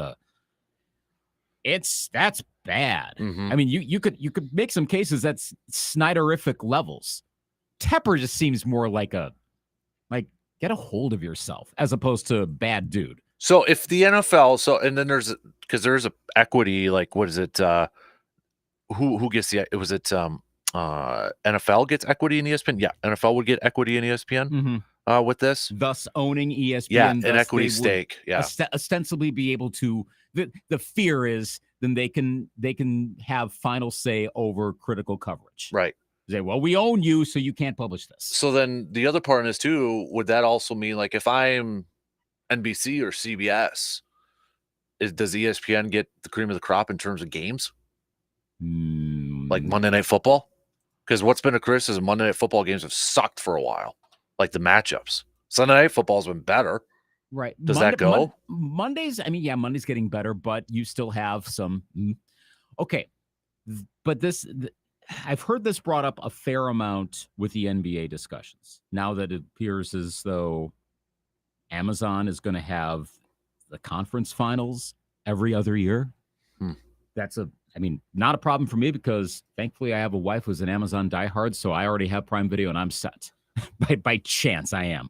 If I were not married right now, I'd be like, oh, great. And that talk of how the NBA is going further, both into pay and streaming, it's usually brought up how the NFL wants to be on free TV.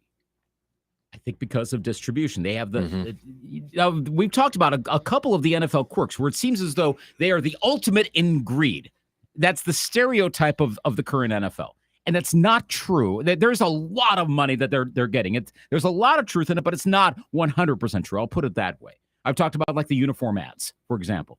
Like by all accounts, Goodell thinks there's more value to the NFL of not having them on there because of the image of the look, that it cheapens the look. Yes, you could make more dollars, but the value would ostensibly protect the shield. Right. It goes down. It's that image. Same here with free TV. Well, Mike, can you imagine the money you would make? They could make dollars, but distribution goes down. Part of the appeal of the NFL is how many people are involved. The only sporting events that my mom cares about are Vikings games. And I'm always texting her on Sundays like, FYI, Vikings going to be on CBS at noon today. And she's watching. And she doesn't care about anything else. She cares about the Twins. She likes baseball, but that's it. But she cares about that stuff. She is like the classic, very, very casual sports fan, and she'll watch on free TV. There are millions of them like that. And that gets the NFL interest going more and more and more. Well, then it's going to be interesting when we get to that point when whoever takes over for Roger Goodell. Is it a newer mind vision where because you saw the change from David Stern to Adam Silver? There are a lot of philosophical changes. Right. We can debate if they're good or bad, but they're different. Or is it a Goodell acolyte? Or, I mean, it's not going to be identical. Right. Some of these things will probably hold, but not all. But the point about what you were saying about NBC, ABC, CBS getting upset about games going to ESPN potentially. Well, it's kind of a variation of the don't get into an argument with the man who buys ink by a barrel thing about like don't get in a fight with the media because media will win. So you start offending the other networks and start giving them lesser games. One of them might be like, seems odd, but maybe we just won't do the NFL. And so more of those games are behind paywalls and more of them involve streaming and more people start complaining and that spread starts to go down. The NFL does not want that. They don't need to do that with ESPN. They could do other things with ESPN to make it more NFL friendly. And I don't mean that in a conspiratorial.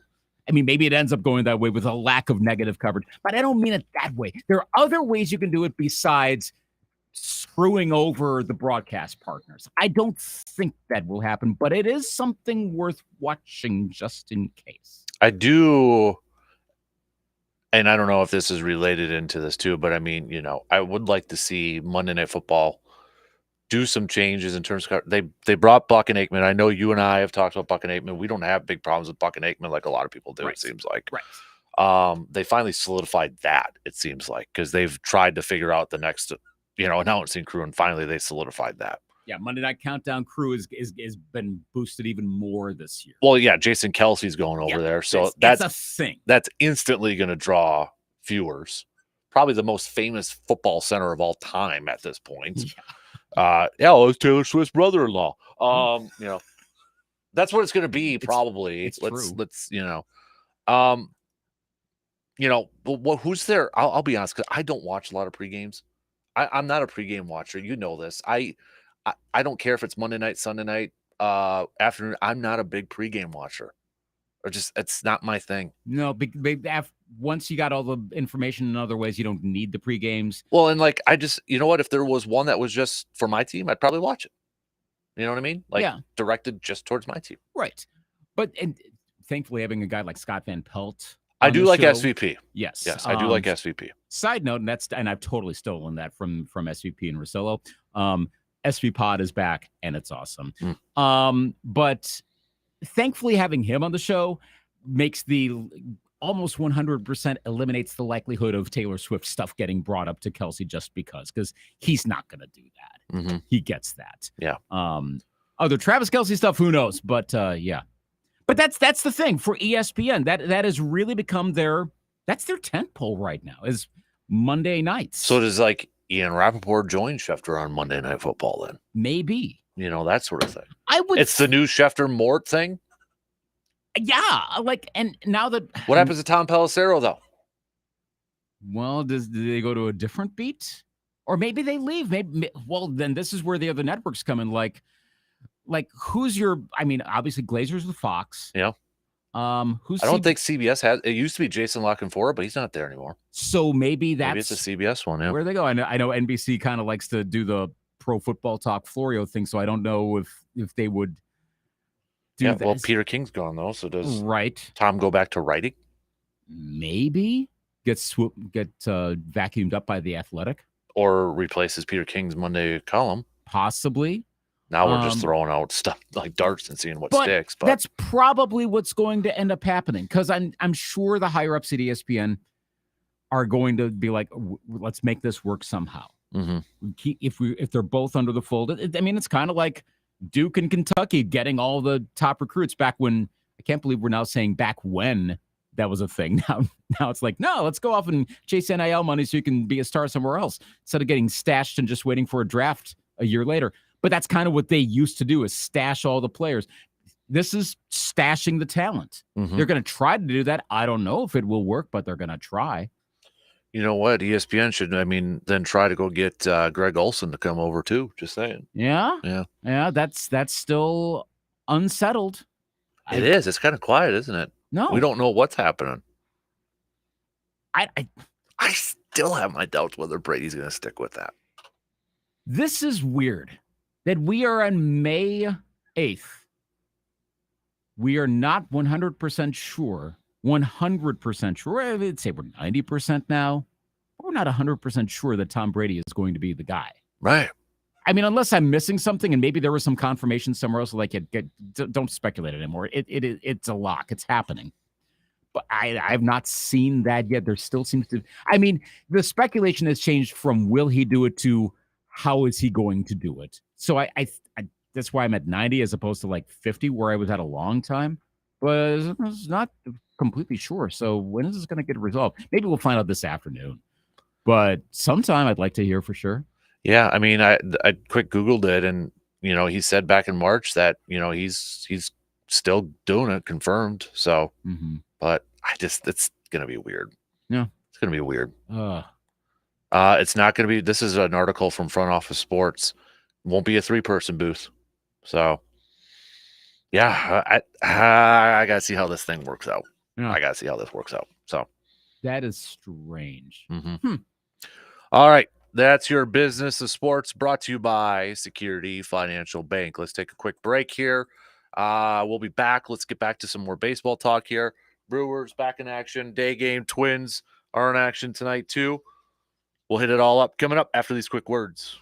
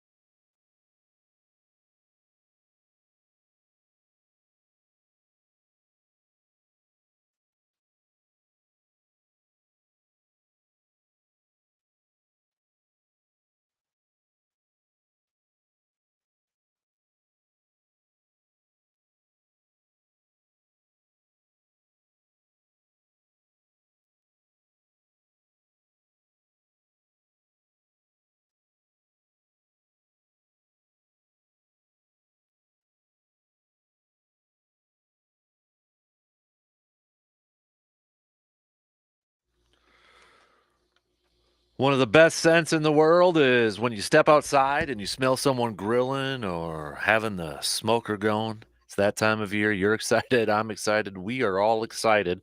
So let's hit a home run this year for our grilling season, and you can do that by visiting Mike's Star Market on the west side of Eau Claire.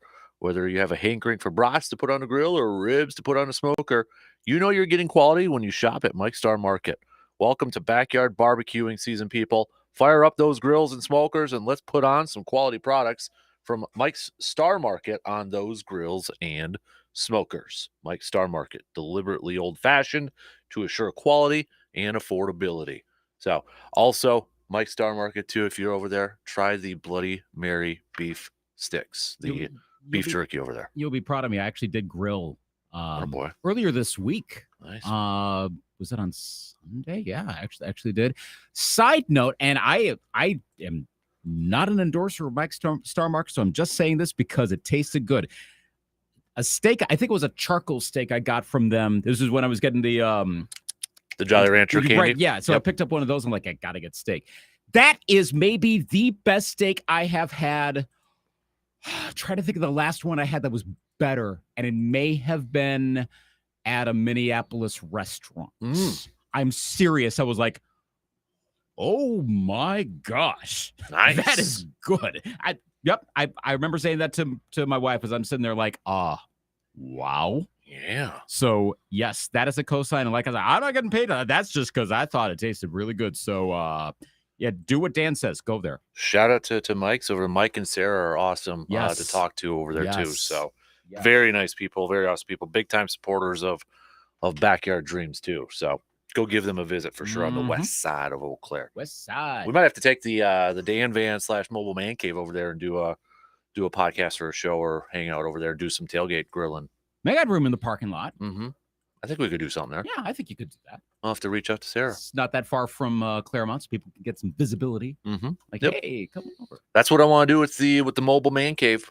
Going to do some tailgate stuff. You got the jackalope yet? We need a stuffed animal. I did tell. I forgot about this because when we talked about this last Wednesday, I did go on eBay. There's fairly priced jackalopes on there. That's right. So I did get the permission. I was like, you know what? I better double check, make sure with the bosses it's okay that I decorate it, as long as it's not permanent. And what they meant by permanent, I guess, was first I thought I was going to spray paint stuff. I'm like, no, I'm not going to do that. So not going to do that. But no, but gotta, the inside, right? Shout out to our friends at Carpet City Flooring Center because they're gonna give me some putting green to put on the bottom. So like we got like carpet, so it's not like that, dirty bottom car sort of thing. It's going to be some nice putting green on there. That's very cool. So I got to get some pennants or stuff like logos and put up there. I got to get, that stuff figured out, but got to get the jackalope or the mascot, whatever it's going to be, we got to come up with something. Mobile jackalope. I love that. I think I still got to talk to Murph if he does do that. Isn't it like a big garage sailing thing coming up this weekend or something, like citywide ones or something? It seems like the time anyway. I'm not sure if that is, but I dare bring up the idea to Murph to like keep an eye? Like I don't want him to go nuts. Like I said before, we love Murph, but is he going to have a haul? Yeah. And we're going to have to do stuff with that. Yeah.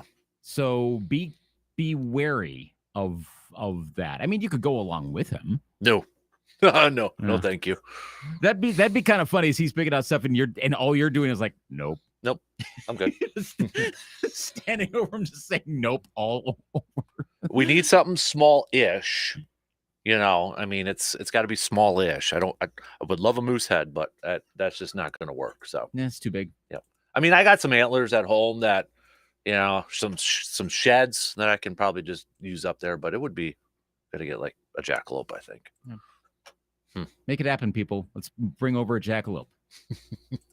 Gosh, see, now I wish I would have gotten one when I was a kid. Yeah, see? Gander Mountain. Golly, good old Gander Mountain back in the day. I loved that place. So, all right, baseball wise, I don't know if you saw this. So MLB.com has they ranked the 6 division races, starting with the most intriguing one. Did you see this? I did not. I'm bringing it up, but describe for the people. So, well, don't look at it yet. I see the headline. I've not clicked on it. So you can describe to me too. So obviously we're approaching the conclusion of the first quarter of the season. We're getting there.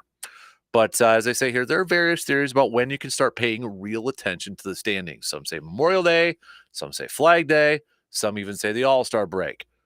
But we're going to pay attention to them right now. After all, you can be sure each team is doing so. Thus, we're taking a look today at each of the 6 division chases and ranking them by how exciting it looks like they're going to be. Some races are tightly packed. Some have a team already pulling away. Let's forecast how each is shaping up. Who do you think they selected as the number 1 most intriguing division race? See how another game time. It's game time Wednesday. So I will be thanks for bringing that back. Yeah. Wow. Oh man, this is throwing me. Don't overthink it. AL East. Yes, that is the number 1. Because I was trying to decide between, is it like 3 to 4 teams that all seem to have a potential, or 2 top heavy, but they're neck and neck. Because you can go and I think we know where we're going here. Is this like AL Central, which would be the former, or AL and NL East, which would be the latter. AL West would also be the former. Seattle, Texas, interestingly, still not Houston yet. So they have the AL East as 1. Do they have the NL East as 2? They do not. What? This might be a little bit of a surprise one for you. You want me to tell you? AL Central? It is the AL Central. Wow. As their first line says, remember when this division was dull? When everyone thought you'd only need like 84 wins to come out on top, those days are over. What a fun division this has turned out to be. As usual, the Guardians, who have stormed out of the gate with one of the best records in the whole sport. This is going to be first of all, this annoys me that this is a thing now with them now. So I don't know if I could be a quiet fan of the Twins. The sausage-fueled Twins are atop the AL Central. Stop. There's only one sausage team in Major League Baseball, and that's the Brewers. I'm also disgusted by it. Plus, I also, if you have good sausage, eat it. Don't throw it. Don't throw it around and let it go bad. Can somebody make that a shirt? What you just said. You got good sausage, eat it. Don't throw it around. Don't throw it around.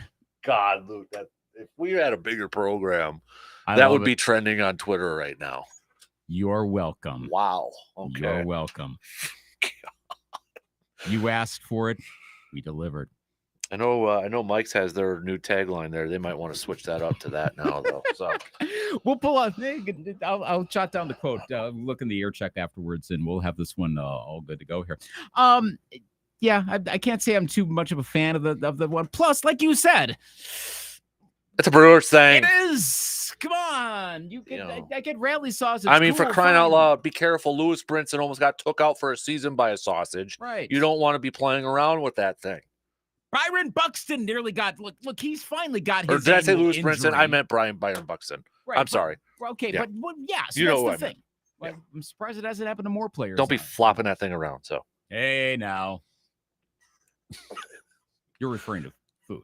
Yes. Right. What do you think? Well, I know there's some people with dirty minds listening to us. We apparently want to make sure you. We are. For them telling you clean up your act. This is a family program. Don't think about that stuff here. Family program. Yeah, of course. Family program. We got kids. Come on. Moving on. Number 3.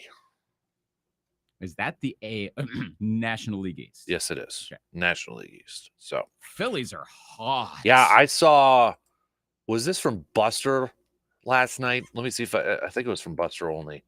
He tweeted this out. These are you actually said Buster only before I did in a show. That's like a first. I think it was him.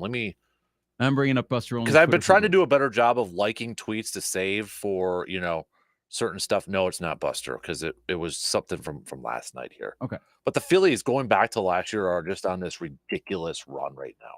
Like numbers wise, it's mind-boggling. I'll see if I can find it coming up here. So, but anyways, yeah, Phillies are really good right now.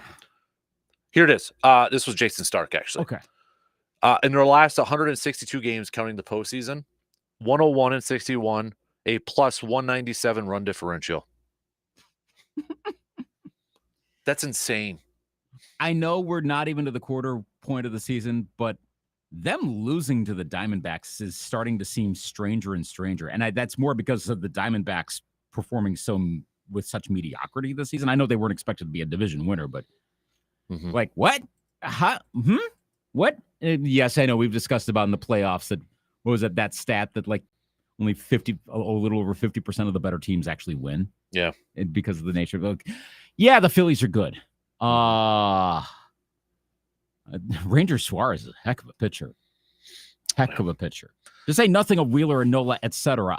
Oh my gosh. And like the only downside right now is Turner being out for a little while. They'll find a way around that. Yeah.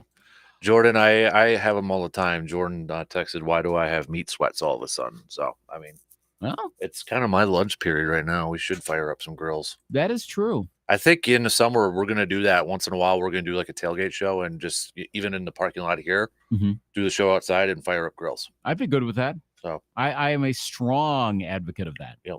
Do it here, do it at locales, all that stuff. Yep. I'm all tailgate for days. That. So I am pro grilling during the show. With the Dan Van Mobile Man Cave. Of course. Over there. If anyone's hey, if you've got jackalope meat, bring it along. Let's go. No, we don't want the jackalope meat. That's just rabbit meat. Yeah, no, but maybe if you grill it the right way, I'm sure it tastes good. I've never had it, but no, like expand your taste buds. Number 4. Okay, so we got the American League West, the National League Central, and the National League West. I'm going to say the NL Central. No. What?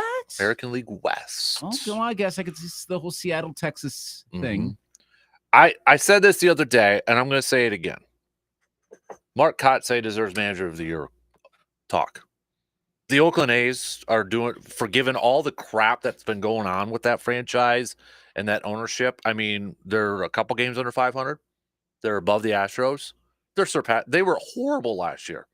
I got to tip my cap to Mark Kotsay over there. They've got a great relief corps. And, for all that crap, I mean, they could just do what they were doing last year. Credit to those players, and they're still going out there and balling regardless of all the drama surrounding what stuff they can't control. The funny thing is with this team, okay, so all the major league references, yes, get that out of the way. That's already been happening. There are vibes of that, and it's not going to save the team. If they go on and win the World Series, they're not going to stay in Oakland. Sorry. They're still going to Sacramento. That would be so cool. It would be, but okay, so then can you, again, and this is where it gets into the whole, but it's the owner. Can you still root for the A's knowing that, it's all still going to John Fisher? We need a former player to buy the team for about 2 months, and then he runs out of funds like Roger Dorn did. So who's a high priced talent on the A's right now? Do they have anybody? No, they don't. That's the problem. Dang it. I can't think of anyone on the team. I mean, I could just take the highest salary, but there's no one in that. Do they have any deferred money to anybody? That's like really it. I'll bring it up on Spot Track here quick. Could the Mets siphon off Bobby Bonilla over and just put on a few million? So Ross Stripling is their highest one. Then it's Alex Wood. Oh boy. Yeah, that's lacking. Looks like they don't really have any. No, they don't have any deferreds, do they? No. Wow. No. Okay. Interesting. Unless they just don't have it listed here. No. So. I don't think that's going to happen. I think we made it, but and then I know they're not. Then they need to acquire some high-priced talent right now, and then that person can buy the team and run out of money after a couple months. Just for fun, because this is probably the only time this year we could actually kind of sort of conceive of this becoming reality. So let's say the A's do go on a bit of a bigger run, because again, they are under 500 right now. But right now in the National League of 500, well, at least as of a couple days ago, I got to recheck the standings, but I know the Nationals would be a wild card team at 500. American League is too top heavy. You're going to have to win a lot more to get there. But let's say somehow the A's did go on a run. They won the World Series. Let's ponder Game 5, because they wouldn't have home field advantage. I mean, unless there's some really fluky NL team that gets in. Game 5, they win the World Series 4-1 at the Coliseum, and Rob Manfred gets in front of that crowd to hand the trophy to John Fisher. Just ponder that. Can you can you conceive of that atmosphere? The A's in their final season just won the championship, and here's Rob Manfred, probably not exactly the most popular guy in Oakland, handing the trophy to the least popular person in Oakland. Because that's what would happen. Yeah. Is that one where they'd have to go down to the rat-infested, sewage-infested locker room for the trophy presentation? You'd have to, just because you of Moneyball. You can't do that on the field. Just have Brad Pitt be the representation and accept the trophy. Billy Beane should just be the guy that represents it. Don't throw the owner out there. So. Actually, yes, that's the correct answer. Billy Beane. By the way, you take a really quick guess, and then we'll finish this up, and then we got to take a break. The highest paid A's player of all time. All time? Ooh. He's not during the Fisher era, but the second highest paid player is during the Fisher era. Which is relatively recent. That's like the last decade. Is it one of the big three pitchers? No. I was going to say like Tim Hudson or someone. Is it Giambi brother? No. Okay. Eric Chavez. Oh, wow. Which actually works because he played third base and Roger Dorn was third base. So, Hey, no. Maybe Eric Chavez got some coin. Does he have some good investments? That's what I want to know. Hey, there's the whole investment scene in Major League with a Mozart playing in the background. Do you want to know the highest paid Fisher era player, though? I never would have guessed this. I don't know. Who is this? Coco Crisp. Wow. Yeah. He must have taken advantage of a salary thing late in his career. Says here that from SI, he signed a couple of different contracts totaling $53.25 million. So, yeah. And then his career went, his Coco life. Crisp. Yeah. Best name. Too bad that he started to, stuff happen. All right. Number 5 is the National League Central. Okay. It says here, like in the AL and the NL East, 2 teams have separated themselves from the pack here. But unlike in those divisions, this has happened less because those 2 teams, Brewers and Cubs, are particularly flawless and more because everyone below them is struggling. Yeah. So, and then the last one is the National League West. Right. Dodgers got it. All Padres. I don't know with them. I think sometimes they look like they're on a run, and they got Arias in the tray. I don't know with them. And now Musgrove's injured. The chemistry's better than last year, but I don't know if they're going to put everything together. Yeah. And with the Dodgers being the Dodgers, I don't care if they don't have the best record in the league. They're going to be fine. Yeah. All right. Let's do some picks and predicts. Okay. Shall we? I'll Picks get and ready. predicts. Got a couple. Come on, button. There we go. Hockey games, baseball games, NBA games, all that good stuff. All right. Quick break. We'll be back in just a few minutes.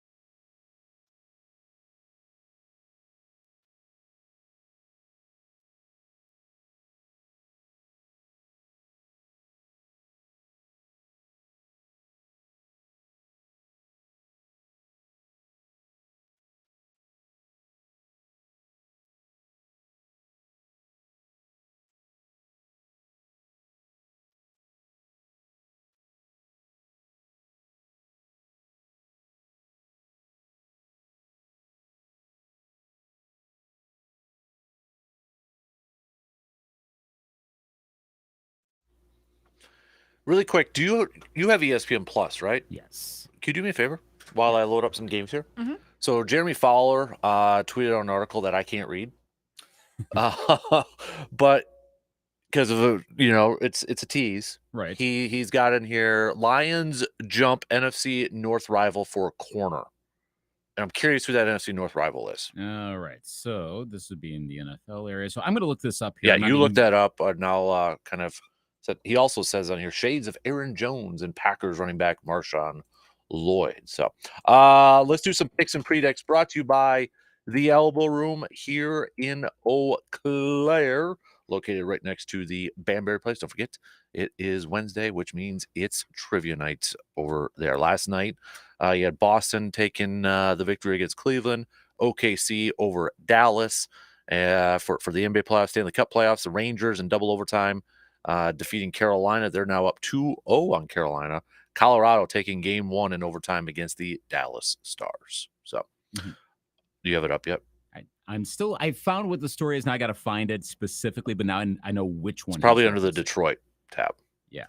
All right, I'll go find that. But the key intel is what it is. Yeah. There it is once again. This word I was kind of being a little joking about, can we like ban intel? I've been seeing so many people doing NFL intel this week. Stop, okay? It's this. You don't necessarily know all the stuff, though. Now we're post-draft, so now I believe it a little bit more. But also, just stop making it sound like you're CIA folks. Come on. I'm just curious which North rival, because I know the Lions went back to back with corners, so I'm curious which NFC North rival that would is it Green Bay? They didn't draft a corner until the 7th, so I don't know. I'm still trying to find this here. This is odd. It would be under the Detroit, because you could click on a team and click the Detroit tab. Right. I should do that. Yeah, that's right, because they put it under that stuff. I did see it come up somewhere else. So yeah, still looking for it. So for our picks, I'll have the answer for you very, very soon. Let's do start off with the NBA. We've got the Pacers at the Knicks. I believe Reggie Miller is going to be calling that game. That's too. Right. So I mean, you got to do the photo op with him and Spike Lee. Just come on now. Just got to do it. Homecoming. Right. Knicks favored by 4.5.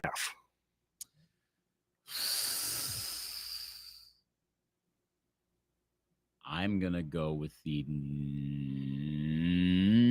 New York Knickerbockers, barely covering. Who was it? Was it on, I think it was on SP Pod yesterday or whatever. They said the organ sound at MSG is one of the best sounds in sports. I will say this. When I was watching that game the other day, I got flashbacks. Yep. 90s NBA? I got, major flashbacks. I love it, and I'm not a Knicks, but yes, that is one of the. I'd never thought of it, that is one of the best sounds. I got flat, and even when I was watching Magic and Cavs, I got flashed because they still had some same stuff from those teams with the music, the in arena music. I was like, oh, buddy. So, by the way, I did find the Marshawn Aaron Jones thing. Okay, what about the Lions one?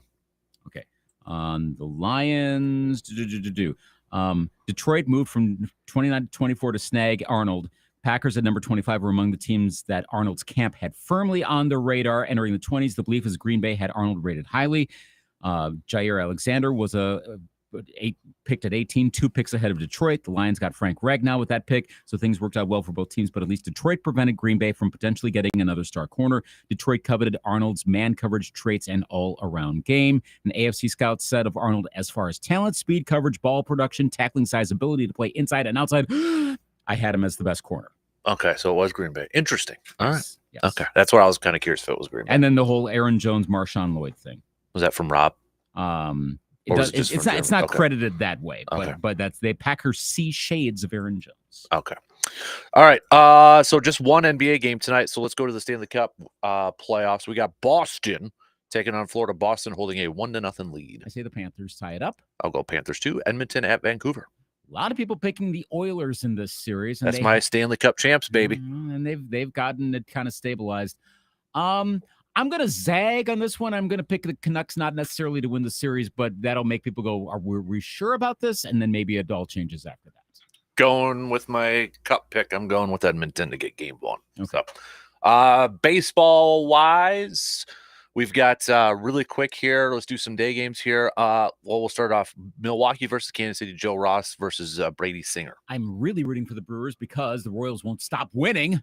Can't believe I'm saying this. It's true. For standing stuff in the AL Central, I'm going to pick the Royals, unfortunately. It worked last night, so I'll do it again. I'll pick Kansas City. So, okay. San Diego at Chicago.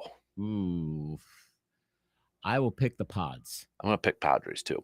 Let's go Toronto at Philly. Philadelphia. They're so hot right now. I'm not even, now that I look at the pitching matchups, that reinforces my pick. Seattle at Minnesota. This matchup is Kirby versus Paddock. Paddock's actually kind of stabilized a little bit.